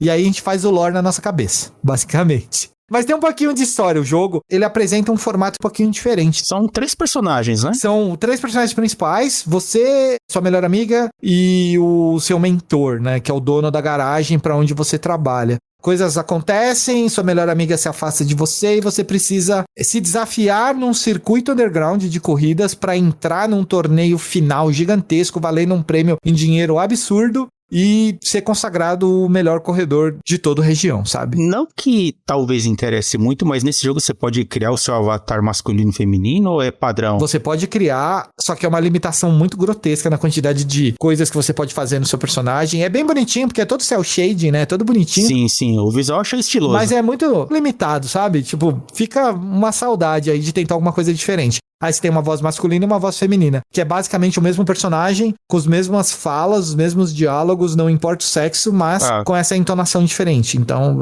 a história é a mesma, não importa se você escolhe um homem ou uma mulher. É uma pena essa parte, mas todo o resto, a parte de customização de veículos é boa. Então, fica aí, pelo menos pra isso, né? Além do modo arcade, ele traz coisas novas, que assim, a gente tá num momento em que online é tudo. Então, deve ter desafio, coisa semanal, diária, ele tem essas coisas também, não? Tô bem por fora mesmo. A gente tem 2 modos de jogo, é o modo da campanha, né, que é o modo que você joga 100% sozinho, não existe nem a opção de você jogar as corridas da campanha de modo multiplayer, que nem os outros jogos da franquia davam essa liberdade. Sim. Você só joga offline mesmo, a campanha. Aí você tem um modo online onde você recomeça a sua campanha inteira, do zero, compra carro novo, e aí você tem que evoluir seu carro, e esse dinheiro que você acumula nessa campanha online fica só pro online, é separado. Porque conseguir dinheiro na campanha offline é muito difícil. Você tem um formato linear de história em Need for Speed Unbound diferente de tudo que a gente já viu, porque você não necessariamente precisa limpar o mapa. Inclusive, se você limpar o mapa, você corre o risco de não conseguir correr à noite, de tão difícil que o jogo vai ficar. Como assim? Então, porque o jogo te força a escolher corridas. Aí entra um lance que é o tal de um sistema que eu apelidei de Dark Souls. Gil. Sério, eu não esperava essa pro jogo de corrida. Mano. Pois é, deixa eu te explicar como é que funciona. Você tem aí a campanha dividida em 4 semanas. Você tem 4 semanas para juntar o dinheiro necessário e os carros necessários, um de cada categoria, né? Para poder correr a corrida final. E no meio disso tudo, você tem aí um período de 4 semanas para encontrar corridas para fazer dinheiro, para fazer reputação e para poder se evoluir como corredor e evoluir o seu equipamento. Acontece que o mapa é dividido entre dia e noite, porque depois do hit, né, você tem as campanhas de dia e de noite. E aí é o seguinte, quando você corre de dia, você tem corridas mais fáceis, corridas que pagam menos e que te dão uma quantidade menor de hit, que é aquele foguinho, que é o calor da perseguição, né? Que é as estrelinhas do GTA, né? Você tem de 1 a 5, e quanto mais estrelinhas, quanto mais foguinho, né? Maior dificuldade. Maior a dificuldade, porque a polícia não vai parar de correr atrás de você. Certo. Aí, a pegada é essa. Você tem as corridas espalhadas no mapa, cada corrida com uma quantidade X de foguinhos, né? Que você vai ganhar, independentemente da polícia aparecer ou não. Você termina uma corrida, você ganha um foguinho. Aí tem corrida de 2 e de 3. Quanto mais foguinho, mais grana você recebe. A questão é que se você correr muito de dia e fizer 4, 5 estrelas à noite, você leva essas estrelas, esse foguinho com você. Eita. E aí, qualquer corrida que você fizer, já tá no vai ser um inferno só pra chegar na corrida, porque o que vai ter de polícia a paisana te perseguindo, polícia que não aparece no radar, que é um negócio bizarro. E aí, o jogo beira o stealth de carro, mano. Que viagem. Porque você tem que ficar olhando no mapa, você tem que ficar esperando a polícia passar pra seguir reto pra ir em direção à próxima corrida, porque o que você quer é juntar dinheiro. E a polícia não deixa. Só que Faz conta que você fez todas as corridas do mapa, juntou $200 mil de corrida, tá com 5 estrelas, e aí você precisa encerrar a noite. Pra você encerrar a noite, você tem que ir pra uma garagem. Sim. No meio do caminho de você ir pra essa garagem, a polícia te pega. Você perde todo o progresso desse dia, e esse dia acaba. Você não volta esse dia. Au. Você perde tudo. Não tem nenhum tipo de checkpoint, alguma coisa assim? Não. A questão é, se você joga, ganha e vai salvar, você vira o dia. Se você vira o dia, você passou um dia, você tem um dia a menos pra juntar o dinheiro, de segunda a sexta ali, que é uma semana pra juntar o dinheiro, no sábado tem uma prova, aí você sobe de nível, vai pra segunda semana, e assim por diante, 4 semanas. Se você não alcança os objetivos pra corrida de sábado, você não corre, game over. Eu gostava do Underground porque era menos complicado. E aí você tem que escolher as corridas, por isso que eu digo, você não precisa lutar todas as batalhas, você tem que escolher algumas. Além disso tudo, você tem vidas. Jogo de corrida com vida. Você não pode resetar a mesma corrida mais de 5 vezes. Isso no modo normal, tá? No modo hard é um pouco menos e no easy é um pouco mais, mas tem um limite. Uma vez que você passa esse limite, você não pode resetar a corrida, o resultado que você chegou no final é o resultado que ficou e bora pra outra. Tudo bem, você não vai dar game over, mas você vai perder o dinheiro, a premiação, vai perder a aposta, porque você pode apostar em quem vai vencer a corrida antes de começar a correr pra ganhar uma graninha extra, esse tipo de coisa. Mas mesmo assim, tudo isso é muito complicado, porque o jogo te complica muito a condição de fazer dinheiro, sabe? Fica muito burocrático. O meio de campo, pelo que você falou, ele é muito enrolado, cara, pra um jogo de corrida. Não é isso que faz dele um jogo ruim, na minha opinião. Ele até é divertido se você engajar ali, se você botar um pouquinho de tempo. Mas é que você fica muito tempo com um carro inicial, você não consegue ir direto pro carro que você quer, porque você tem que juntar muita grana, tem que comprar esse carro, e aí você tem que equipar esse carro de novo, e aí você tem que atualizar a sua garagem para poder colocar peças de níveis mais altos no seu carro, e isso vai dinheiro também. É muito difícil fazer dinheiro no jogo. Eu entendo que eles querem botar desafios pra incentivar você a ser certeiro, né? Porque nos jogos anteriores não tinha essa complicação. Era o lance de você vai correndo, vai ganhando coisa e vai melhorando seu carro, troca Era de mais carro, fácil. enfim. Você lembra do The Crew? Sim. Da Ubi? Joguei bastante. Ele inaugurou um conceito de o seu carro do começo, ele vale até o final. Se você gosta muito do seu carro, do seu Peugeot 206 ali, e quer tunar ele até o limite, você vai ganhar de uma Ferrari no final. Sim. Você vai ganhar de uma Lamborghini, você vai ganhar de um Koenigsegg, você vai ganhar de qualquer um. E aí esse conceito tá sendo aplicado nos outros jogos. A diferença é que no The Crew, meio que você consegue comprar o carro que você quer no começo, tá ligado? Sim, sim. Nesse não. Nesse os carros vão liberando. E é um pouco complicado. Não sei como tá o valores ainda, se baixou um pouco o preço, mas quando baixar, eu super recomendo você comprar, experimentar no EA Plus, né? Uhum. Se você assina o Game Pass, você tem aí 10 horas de jogo pra experimentar, pra ver se você quer ou não jogar. Tem menos comprometimento online que os outros jogos, mas se você quiser, você pode viver a sua vida inteira jogando online, dá na mesma, apesar da latência, apesar dos carros voando, aquelas coisas que a gente sempre vê nos jogos de corrida, por a gente jogar em servidores brasileiros ou servidores gringos do Brasil. Sim, sim. É meio isso, mas enfim, né, é o que tem. Não é ruim o jogo, não é ruim, eu gosto bastante dele, mas aí fica essa dúvida. Vale a pena investir esse tempo? Aí vai ficar a seu critério mesmo. Enquanto a gente tá gravando esse episódio, eu vi que ele saiu uma atualização, né? Saiu um volume 2 pro jogo de conteúdo. Totalmente voltado para coisas online, desafios diários, corridas, novas provas de modo gincana lá, tem bastante coisa. Coisa estética pra você personalizar o carro e tal. Aliás, um negócio que eu, assim, última coisa pra falar, que é um negócio que eu achei muito bizarro da nova moda de personalizar carros. Em vez de você botar os para-choques gigantes agora, deixar o carro no chão, você tira. Sabe moto quando você tira a carenagem? Sim. Agora eles estão fazendo isso com carro. E é muito estranho no começo, mas ao mesmo tempo eu comecei a gostar. Essa versão naked da coisa. Você joga com o bicho sem pedaço de carcaça? Sem o para-choque traseiro, por exemplo. Um Silvia, todo tunado, desse formato, aí ele arranca o para-choque traseiro, pinta, né, a parte que vai ficar sem o para-choque, que vai ficar vazio ali, vai ficar o buraco do carro, com os escapamentos gigantes, uma cor chamativa pra caramba, os farolzão aceso, fica bonito, velho. Diria. Fica bonito. Eu nunca tinha visto isso, eu gostei. Eu tô ficando surpreso com esse jogo pelo bizarro, cara. Eu não sei quem foi que inspirou a EA a ir atrás desse modelo de customização, mas eu gostei. Eu não tava ligado nisso, eu não sabia que os caras estavam fazendo isso com os carros, e eu tô pra tentar fazer alguma coisa assim com o meu do jogo, tá? No meu da vida real, não. Tá. Não vou arrancar meu para-choque ainda, porque eu não sei nem se pode rodar sem. Eu acho que não pode. Mas é isso. Need for Speed, quem diria? O Dark Souls dos jogos de corrida. Tá aí, ó. Bizarro, mas gostei.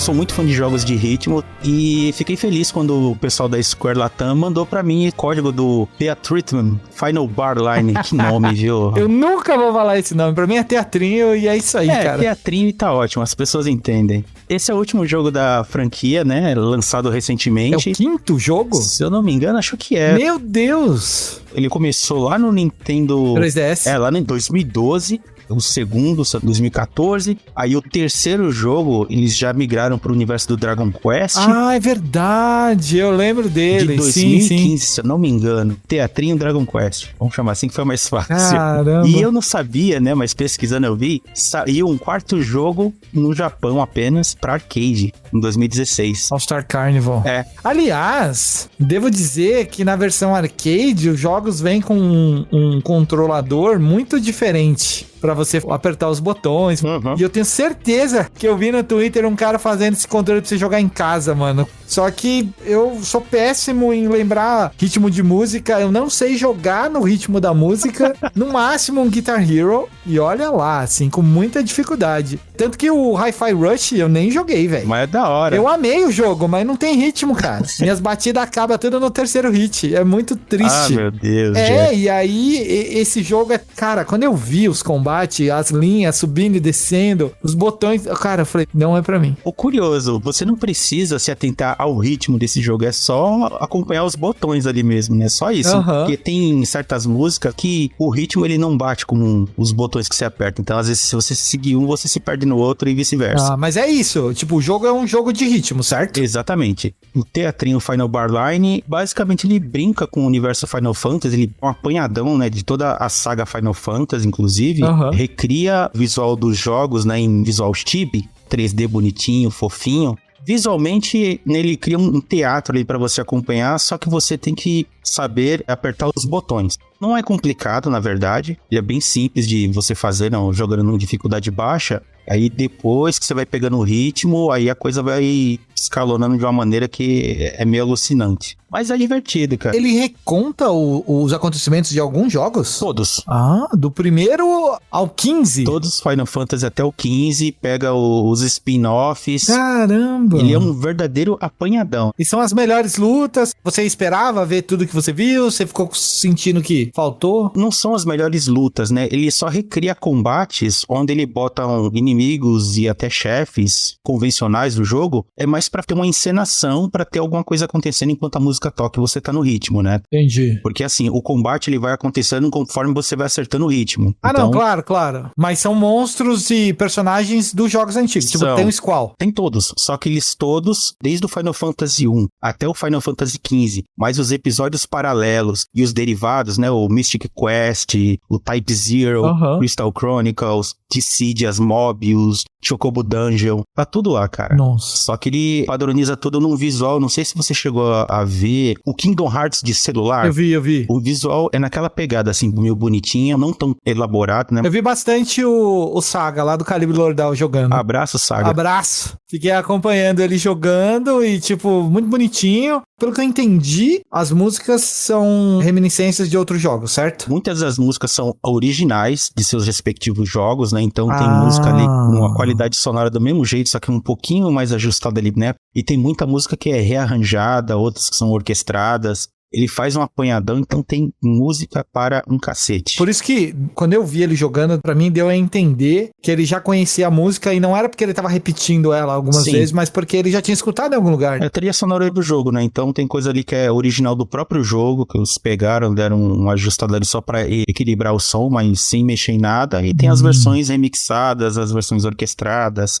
Cada jogo que você entra, você tem alguns cenários de batalhas com inimigos. Esses inimigos têm condições especiais de como você pode vencer a batalha, né? Que no geral é você tentar tirar ranking A, ranking S, ranking triplo S. Pra ficar refazendo, né? Exatamente. E é divertido, é gostoso, que são musiquinhas que duram no máximo que um minuto, 1 minuto e meio. E pra quem é muito fã de Final Fantasy, quem acompanha desde sempre, galera mais das antigas, que gosta de trilha sonora e cresceu com RPG, esse jogo é um deleite. Ele é uma biblioteca extraordinária, assim, pra você jogar, se divertir. avivar sua memória assim, com coisas que você jogou da época ou não tenha jogado, mas só ouviu falar, você viver aquilo de novo. Você é fã de Final Fantasy, certo? Eu gosto bastante. Achou uma comemoração digna da franquia que acabou de fazer 35 anos desse lançamento? Tipo, vale como um presente pros fãs, assim, pô, esse jogo foi legal. Pra quem é fã e quem gosta de trilha sonora, e principalmente quem gosta de trilha sonora de Final Fantasy, esse jogo ele é um espetáculo.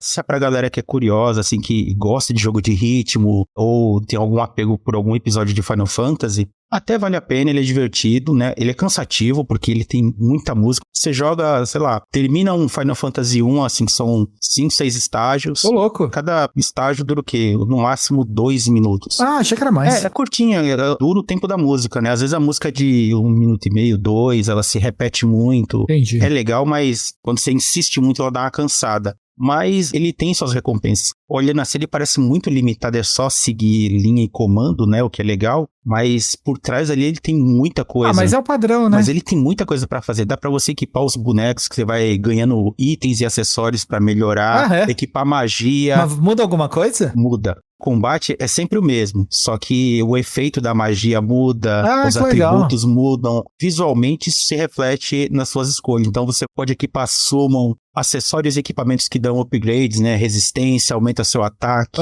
habilidades especiais. E aí, conforme você vai chegando em batalhas, então tem batalha que a condição é você tem que derrotar o chefe, porque tem batalhas que você enfrenta inimigos, eles são muito resistentes, então você tem que preparar a sua equipe com essas melhorias para você poder jogar a música de novo e se dando bem na música, sei lá, atingindo o rank S ou triplo S, o seu personagem ele tá forte também para ele poder vencer e cumprir certas condições. Nem todo inimigo você consegue matar de primeira. E falando, assim, mais em relação ao game, o que ele oferece pro jogador, assim, como é que é? Tem muito modo de jogo, ou você só tem o modo de jogar as canções e refazer, ou tem uma variedade aí? Pelo que eu vi, ele tem só 3 modos de jogo, né? Ele tem um chamado Series Quest, que você basicamente revive todos os cenários de combate de todos os Final Fantasy, né?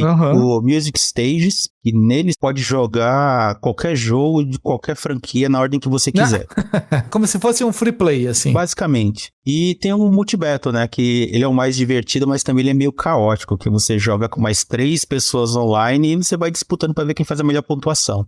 A gente joga numa mesma música. Os 4 vão fazendo uma ação simultânea na tela. Ah, que legal. É bem divertido, cara. Eu gostei bastante. A jogabilidade ela é bem simples, né? São poucos comandos que você usa. E o maior desafio mesmo é você fazer o ranking triplo S, né? Que é o ranking máximo. Ah, entendi. Você tem que ser perfeito na música. No tempo e nos botões, certo? Isso, porque determinado botão que ele passa em cima de um ponto de acerto, né? E quanto mais preciso e exato você apertar o botão, tem as classificações, né? De Perfect. E esse Perfect, por exemplo, tem um que é super brilhante, dourado, um especial. Nossa, é bem o padrão desse tipo de jogo, né? Tem muitas dessas variações, assim, de uma mesma coisa. Então, às vezes, você pode acertar um Perfect que ele não é, assim, o melhor de todos. Mas já se ferra na pontuação, porque eu sei bem como é isso aí, que eu jogava o gamezinho no celular ali, que era exatamente assim. Aí, primeiro, eu lutava pra não deixar passar nenhuma nota, porque passava a nota era game over. Nesse jogo, se você deixar passar a nota, você perde o combo. O importante é você manter uma cadência de combo, você não pode errar. E o que valia depois, no final, depois de algumas horas de jogo, o que valia mesmo era você tirar o Perfect Plus pra acertar a nota no tempo perfeito, bibibi, bobobó. Eu entendo, eu sei como é. Aqui também é a mesma coisa.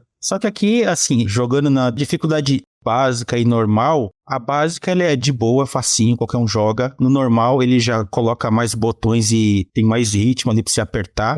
Agora eu penei pra caramba pra terminar a música na dificuldade Expert, Ultimate e na Supreme. Na Supreme eu não consegui terminar nenhuma, cara. Mas aumenta a velocidade também ou é só... Aumenta a quantidade de botão e variação de comando. É que assim, você usa direcional alavanca para dar comando diagonal superior direito, inferior esquerdo, né? E 1 ou 2 botões, que aí podem ser qualquer botão, para você apertar simultâneo. Entendi. Então, quando vai jogando em dificuldade mais alta, você tem mais dessas variações de botão. Então, às vezes você tem apertar um botão, apertar 2 botões em seguida, ou então apertar 2 botões e segurar e soltar na hora que o outro botão chegar. Meu Deus! E aí você pensa que isso aumenta um pouco o ritmo e vem muito mais comando simultâneo que meio que você acaba se embananando. Que maravilhoso. Vou perder os cabelos jogando isso aí. No Supreme eu não consegui completar uma música, mas de modo geral, assim, eu acho que eu joguei quase todos. Faltam side quests, né, que quando você tá jogando no modo Serious Quest, você tem que habilitar chaves, né? Então você entra num jogo, você tem uma chave. Completou o cenário, aí você vai ganhando chaves, né? E a quantidade dessas chaves você vai usando para abrir um cenário, usam 2 chaves, 3 chaves e assim vai. Então tem esse equilíbrio. E ele tem uma porrada de colecionáveis, né? Que são mais cartinhas, foto de personagem, ficha de música. Já platinou, Gil? Não. Esse eu acho que eu vou penar, cara, porque tem uns desafios ali que... Mas eu não vou desistir, não. É um jogo pra jogar aos poucos. Você joga, completa algumas músicas, vai fazer outra coisa, porque jogar continuamente direto, ele é cansativo. Entendi. Então você recomenda? Quem é muito fã de Final Fantasy e gosta de trilha sonora, ele é excelente. Se você é novato, mas gosta de jogo musical. Eu sugiro você esperar uma promoçãozinha, o que vai ser difícil, porque... Ah, ele tá caro? Ele tem muito conteúdo, que é ótimo. Mas 250 pau, tá disponível só pra Nintendo Switch, PlayStation 4, Play 5. E esse preço é padronizado, então... Entendi. Se você gosta de um jogo de ritmo, dá uma procurada, né? Vai jogar um Hatsune Miku, talvez. Que deve estar caro também. Também, mas Hatsune Miku eu tenho meus poréns ali. Eu não gosto da voz de Vocaloid. Vixe Maria. Olha, depois a gente vai entrar nesse assunto sim. Não hoje, óbvio. Mas acho que é isso então, né? Teatrinho Final Bar.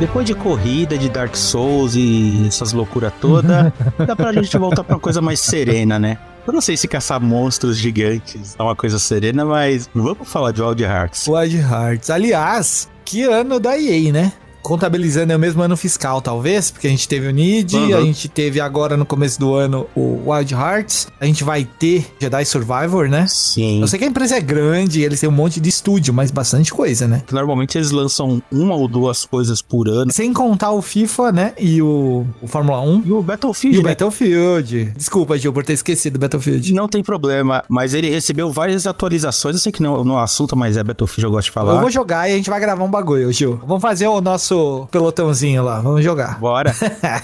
Wild Hearts, Jeff, ele é um jogo que ele é parceria da Koei Tecmo, é uma parceria inusitada. Muito inusitada. Se bem que a Koei Tecmo ela teve outros jogos também nessa mesma linha, inclusive pra PS Vita, Tokiden 2. Tokiden, então, que é o exclusivo do PS Vita, né? Tá disponível, acho que pra Play 4, também você pode jogar no Play 5. Ele é um RPG de ação, é a mesma pegada, só que ele é Japão antigo, só que você caça demônios, É verdade, é verdade. Os monstrão gigantes também, né? Sim, ele é bem divertido. Wild Hearts, basicamente ele segue na linha de um Monster Hunter, né? É o título mais abrangente que todo mundo já conhece, que é da Capcom, já é de longa data. Dá pra dizer assim, a grosso modo, ele é um derivado de Monster Hunter, só que, eu já adianto, eu não achei um jogo tão burocrático quanto o Monster Hunter. É verdade. Em alguns aspectos eu concordo, em outros ele tenta se reinventar aí e entrar numa categoria mais voltada, acredite se quiser, pro Fortnite. Por questões de criação e captação de recursos para você criar. Porque o movimento, a coisa que você faz para pegar, né, as madeirinhas para fazer o que você precisa fazer é muito doideira, cara. É muito parecido e é nitidamente inspirado, sabe? Tipo, tem ali um negócio. É um Monster Hunter que tropeçou no Fortnite. É muito doido. Um jogo de caça e construção. E se você acha que é pouco a coisa que você vai ter que fazer de construir, na verdade, a condição, né, de você entrar nesse jogo e não construir é morte. Você não vai conseguir ser bem sucedido em nenhuma caçada se você não parar um tempinho para entender como que funciona o processo de criação de itens nesse jogo, né, que eles chamam de karakuri. Você não aprender como os karakuris funcionam, como você pode usá-los num combate, você vai desistir do jogo rápido, você vai achar o jogo repetitivo e você não vai conseguir se dar bem praticamente em nenhuma caçada, sabe? É que a caçada em si, ao primeiro momento, ela parece difícil. Sim. Mas quando você pega esses pequenos detalhes, principalmente o uso do karakuri, né? Essa madeira especial que você cria coisas, ela dá uma outra dinâmica pro jogo e o ritmo muda totalmente. E você começa a querer fazer mais coisas. E aí entra naquela barreira, porque como ele é um jogo, eu não diria que ele é longo, mas ele exige muito investimento de tempo pra você evoluir, se preparar. Ah, nossa, não, nesse sentido, Gil, ele é longo, cara. Não é que é longo, eu acho ele demorado. É porque assim, se você caçar sozinho, Cada caçada aí leva em média de 15 a 20 minutos. Sim. No começo e com possibilidade de aumentar esse tempo, porque as presas, né, os monstros vão ficando mais difíceis. É possível caçar todos os monstros sozinhos, é possível evoluir seu equipamento sozinho, mas vai demorar pra caramba. Mas a recomendação é fazer party, né, entrar, fazer um grupo, jogar online, buscar ajuda, ajudar outros jogadores pra coletar materiais pra poder se evoluir, porque o jogo, ele não evolui o boneco, né? Assim como o Monster Hunter. Sim. Ele evolui a arma, ele evolui o equipamento, ele evolui o nível de karakuri que você pode fazer, que você pode construir, que você pode armazenar. E são coisas relacionadas à exploração e caçada. Nada de grinding no sentido literal da palavra, de você bater e subir de nível, porque não vai acontecer. Não tem como. Você vai continuar dando os mesmos 10 pontos de dano até o final do jogo se você não evoluir suas armas, né? Porque é meio isso. E é triste, cara, que no começo eu tava empolgado, eu falei, eu acho que ele vai seguir nessa vibe, assim, né? Um pouco mais RPG, que você vai insistindo ali, você vai melhorando, mas não vai, bicho. Não vai. Você faz as coisas e parece que não evolui. Fala, não, eu tenho que investir em arma mesmo, tenho que melhorar. Você jogou bastante algum Monster Hunter? Eu joguei bastante. O World. O Rise eu não cheguei a jogar. O World que foi pros consoles, né? E o Rise agora chegou nos consoles, mas ele era de Switch. Sim. O World, ele é total. Se você pegar os dois pra comparar, acho que a grande mudança do sistema, né, Monster Hunter de Wild Hearts pro jogo original da Capcom é a questão de você não precisar de estamina pra atacar. Quer dizer, tem um ou outro golpe que você gasta estamina, né? Tipo... Sim, mas você tem um controle maior, digamos assim. Você não fica tão dependente daquilo, assim. é um ataque que vai causar mais dano e tudo mais. Sim. Assim, dependendo da sua arma. Se você tiver com arco e flecha, o ataque do R1, o RB, que eu tava tentando lembrar o botão. Sim. É o ataque que você vai mais usar e é o ataque que vai acabar seu fôlego e vai ser um problema. Mas, quando você joga com uma classe normal, você tem botões ali que não gastam fôlego. A esquiva gasta, né? Você virar uma cambalhotinha ali gasta, mas o ataque em si não gasta. Isso já é uma diferença absurda no game. Você não precisa comer pra recuperar esse fôlego perdido quando você apanha muito, sabe? Entrando em comparativos, né, no Monster Hunter World, quem não jogou, você tem toda uma preparação muito elaborada ali, então você tem que levar muita coisa assertiva pra você não cair no meio da batalha e perder, porque consome tempo e recurso, então você tem que se preparar. Nesse, não há uma preparação tão grande e, claro, obrigatoriamente você tem que querer evoluir as suas armas, seus equipamentos, porque senão você vai ficar dando murro em ponta de faca, aí você vai sofrer. No decorrer, né, da campanha, você acaba meio que indo mais pro lado do Monster Hunter nessa parte de preparação. Você vai ganhando equipamentos que armazenam comida, que criam novos ingredientes para você comer e ganhar buffs, né, de combate. Sim. E isso tudo, em determinada parte do jogo pra frente, vai se tornando essencial para você começar uma caçada. Mas ainda assim é menos burocrático. Então é de boa, você pode jogar sem medo de ser feliz. Assim, a única recomendação que eu tenho é: procura uma party, sabe? Não importa se você entra online e pede um socorro, entra num jogo de alguém. Sim. Vai de galera, porque o jogo muda e ele é muito mais satisfatório desse jeito e ele funciona de uma maneira muito mais prática. E assim, se você insistir em jogar solo, o jogo ele começa de fato depois que você chega no vilarejo e começa a fazer as coisas lá. Quando você sai da primeira área, ali quando você mata o porcão. Porque eu não lembro o nome do porcão, vamos chamar ele de porcão. Que aquele começo ali, eu achei ele demorado, mas não ruim. Eu achei que ele foi bem didático, assim, de pegar você pela mão e te guiando. Ele ensina, né, praticamente tudo. E aliás, o sistema de você criar o seu personagem, eu gostei pra caramba. O sistema de criação de boneco, principalmente de rosto, cabelo, corpo, tananá, é igualzinho do Nioh 2. A ordem das coisas é igual. E pra mim tá ótimo, funciona. Pilantragem isso aí, Gil, é pilantragem. Eles vão reaproveitar elementos e recursos que funcionam de maneira excelente em outro jogo, só que botam uma nova roupagem e uma nova dinâmica, né? Mas ele é legal. Eu vi também, eu falei, olha o Nioh aí de novo, mas até a jogabilidade tem alguns resquícios, assim, do combate do Nioh 2, né? Porque é um jogo que ele consegue ser frenético,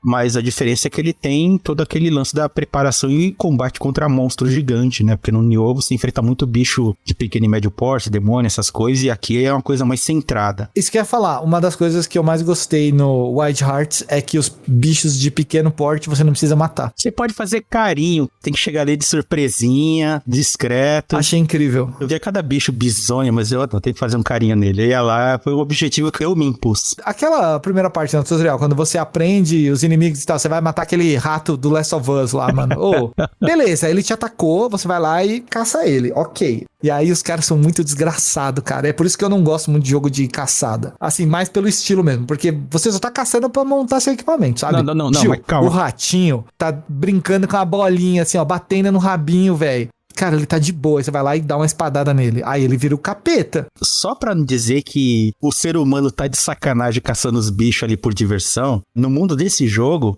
tem algumas criaturas que elas estão com um tipo de corrupção. Tá acontecendo alguma coisa no ambiente e essas criaturas elas estão contaminando e infectando e causando problemas. Então esses monstros você tem que caçar pra impedir que esse mal se propague. Até aí beleza. Só que em meio a esses monstros infectados, tem monstros que estão de boa ali, que nem você falou, não tem por que caçar. Estão vivendo a vida deles, cara. Aí você vai lá e tá fazendo grind pra pegar a cauda do bicho pra fazer um arco e flecha. Pô, mano. E na hora da criação do seu personagem, você tem os diálogos com aquele velho da máscara lá, né? Que Sim. ele fica te questionando, por que você é um caçador? Você gosta de matar? Ele vai jogando essas conversas e você vai se guiando por ali. Vai criando seu perfil. Eu fico um pouco triste. Eu admito que nesse começo eu fui evasivo de propósito pra saber até onde o jogo permitia, assim, se tem alguma influência de fato essas escolhas ou é só pra me iludir e fazer eu me sentir bem porque eu não quero matar bicho, mas o jogo me obriga e o jogo tá dizendo, olha, não é você que tá escolhendo, tá? Eu tô te empurrando isso, então tá tudo bem. E chegou um ponto assim que as respostas que eu dava pro velho não fazia mais sentido, né? Já era muito evasivo, então não era relacionado a matar ou não matar. Em algum momento isso some, e aí quando você vai ver, você já tá, né, naquela de caçar os monstros e fazer grind e conseguir material pra fazer equipamento. Entrei numa piração de querer experimentar todas as armas, porque esse jogo ele tem bastante arma. Ele tem a espada, né, a katana normal, que é uma espadona, grandona, ele tem a Nodashi, que é como se fosse a Berserker Sword.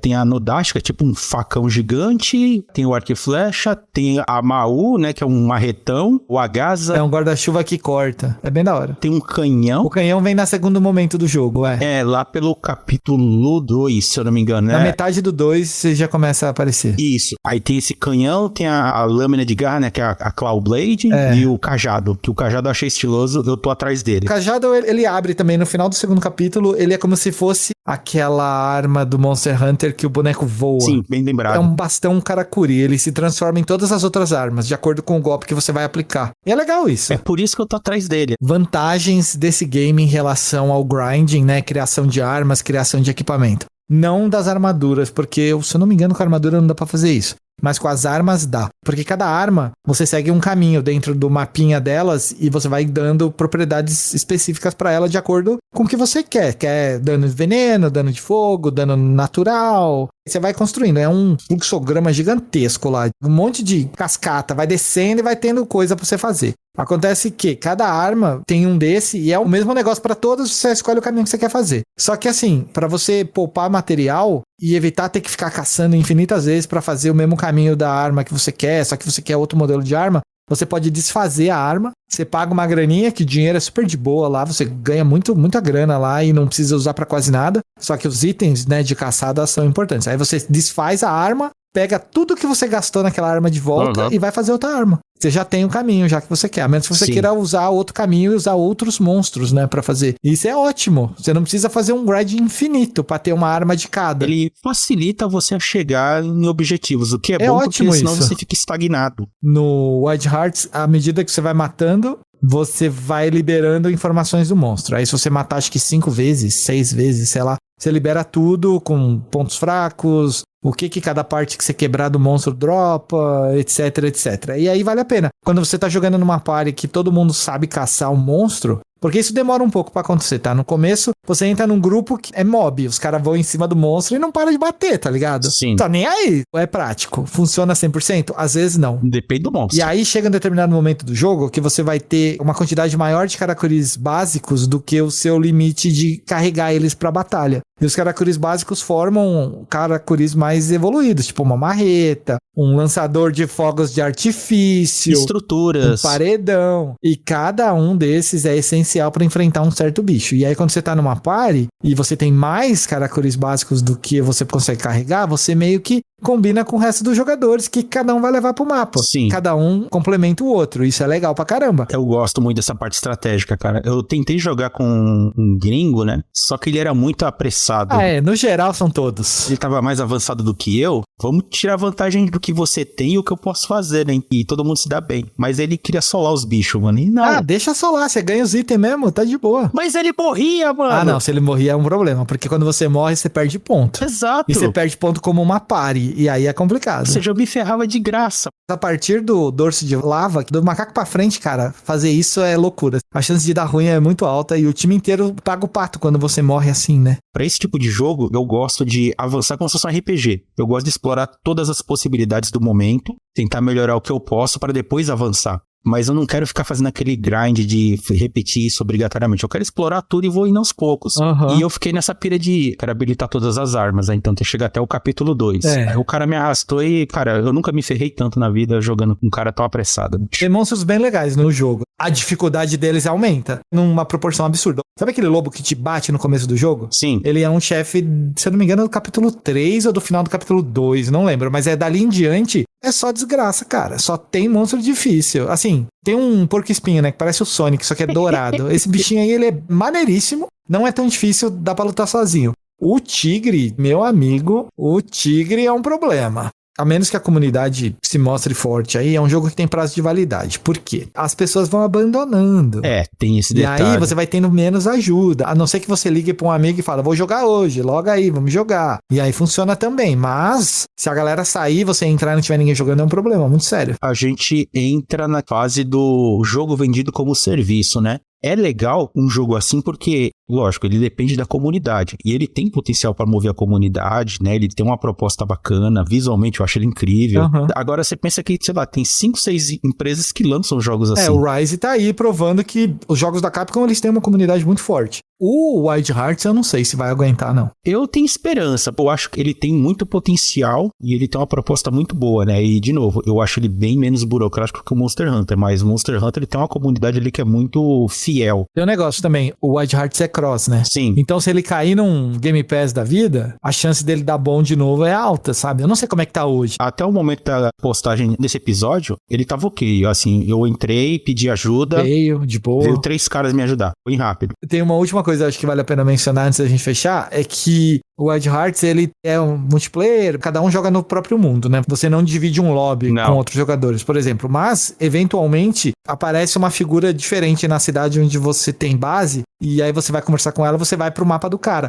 O lance é, quando você entra numa missão cooperativa, se a missão for sua, os caras vêm no seu mapa. Se a missão for dos outros, você vai no mapa dos caras. E cada um dos mapas, ele mantém os caracores de base construídos do jeito que você deixa, pra facilitar o trajeto de ponto A ao B, sabe? Sim. Aí eu boto um monte de mola no chão pra ficar pulando. Eu boto arpão. Eu tenho um arpão na primeira fase que liga o começo da fase à última parte da fase pra você matar o porcão. Eu chego lá em 10 segundos, assim, que é só pegar o arpão e subir e você já tá lá, sabe? Porque eu deixei montado. Tem um limite de coisa que você pode montar porque é de acordo com a quantidade de poder que você pode usar. Sim. Que você tem que destravar as fossas do dragão, evoluir as fossas e nananã. Pra você poder aplicar efeitos e até construir barraca, construir coisas em territórios, né? Que senão você não consegue fazer. E aí você pode construir 3, 4 barracas no mesmo território pra fazer viagem rápida, porque é muito útil. Eventualmente você vai ganhar um troço pra se locomover lá, que é uma roda. É muito doido. Aí você fica andando na roda, tipo uma moto. E uma outra coisa, assim, que eu gostei do Wild Hearts, ele até me lembra também um pouquinho o Code Vein, lembra? Code Vein. É que o Code Vein, ele é mais RPG, que ele tem essa vibe Souls-like, né? Só que ele é mais controlado, digamos assim. Ele é mais simples, mas ao mesmo tempo ele tem uma certa dificuldade.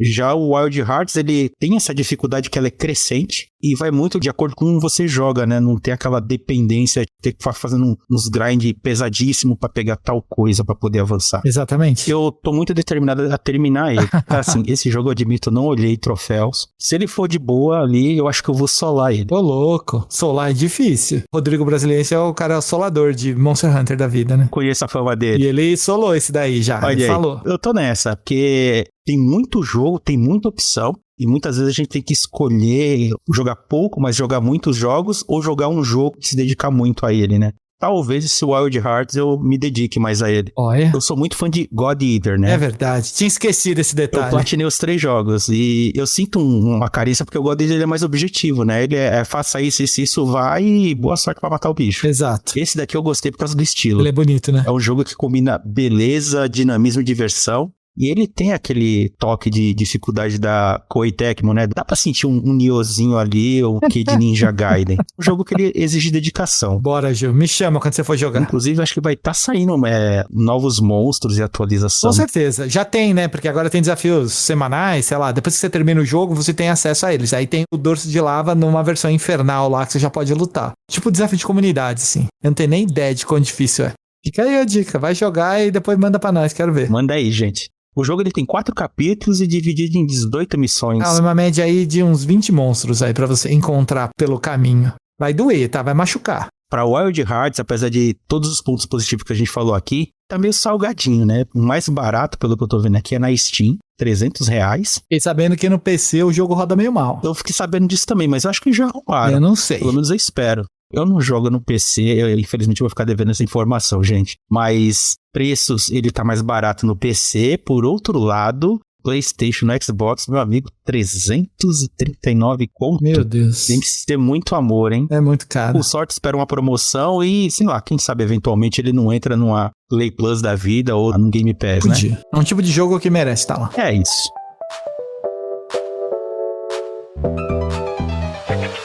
É isso, mais um episódio pra conta. Eu sinto que o tempo tá muito curto, Jeff. Tem muita coisa pra jogar. Cada vez que eu paro pra jogar, eu acabo dormindo antes de começar a jogar. É complicado. Eu tô tentando jogar ali umas 2, 3 horinhas por noite depois de todas as tarefas do dia, né? E às vezes também não dá. O filho acorda e tem que dar uma atenção ali. Eita vida. Mas a gente vê o que pode fazer, né? Vai sambando conforme a música. Nesse episódio, né, deixar um agradecimento aqui ao pessoal da Square Latam. Mandou o códigozinho, né, do teatrinho. Agradecer ao pessoal da EA também. Sim. Sempre ajudando a gente aí com conteúdo. A gente teve Nid, a gente teve Wild Hearts. Futuramente aí, de breve, a gente vai estar falando de um Jedi sobrevivente, talvez. Eu tô com boas expectativas desse jogo. Eu gostei do primeiro, eu não terminei Tô ele. louco, já tem que terminar. Enquanto isso, então segue lá nossas redes sociais, né? O @LV9999pod, manda e-mail também. E, Jeff, onde as pessoas te acham? Twitter, vamos lá. Horokeu, só acessar lá, trocar uma ideia.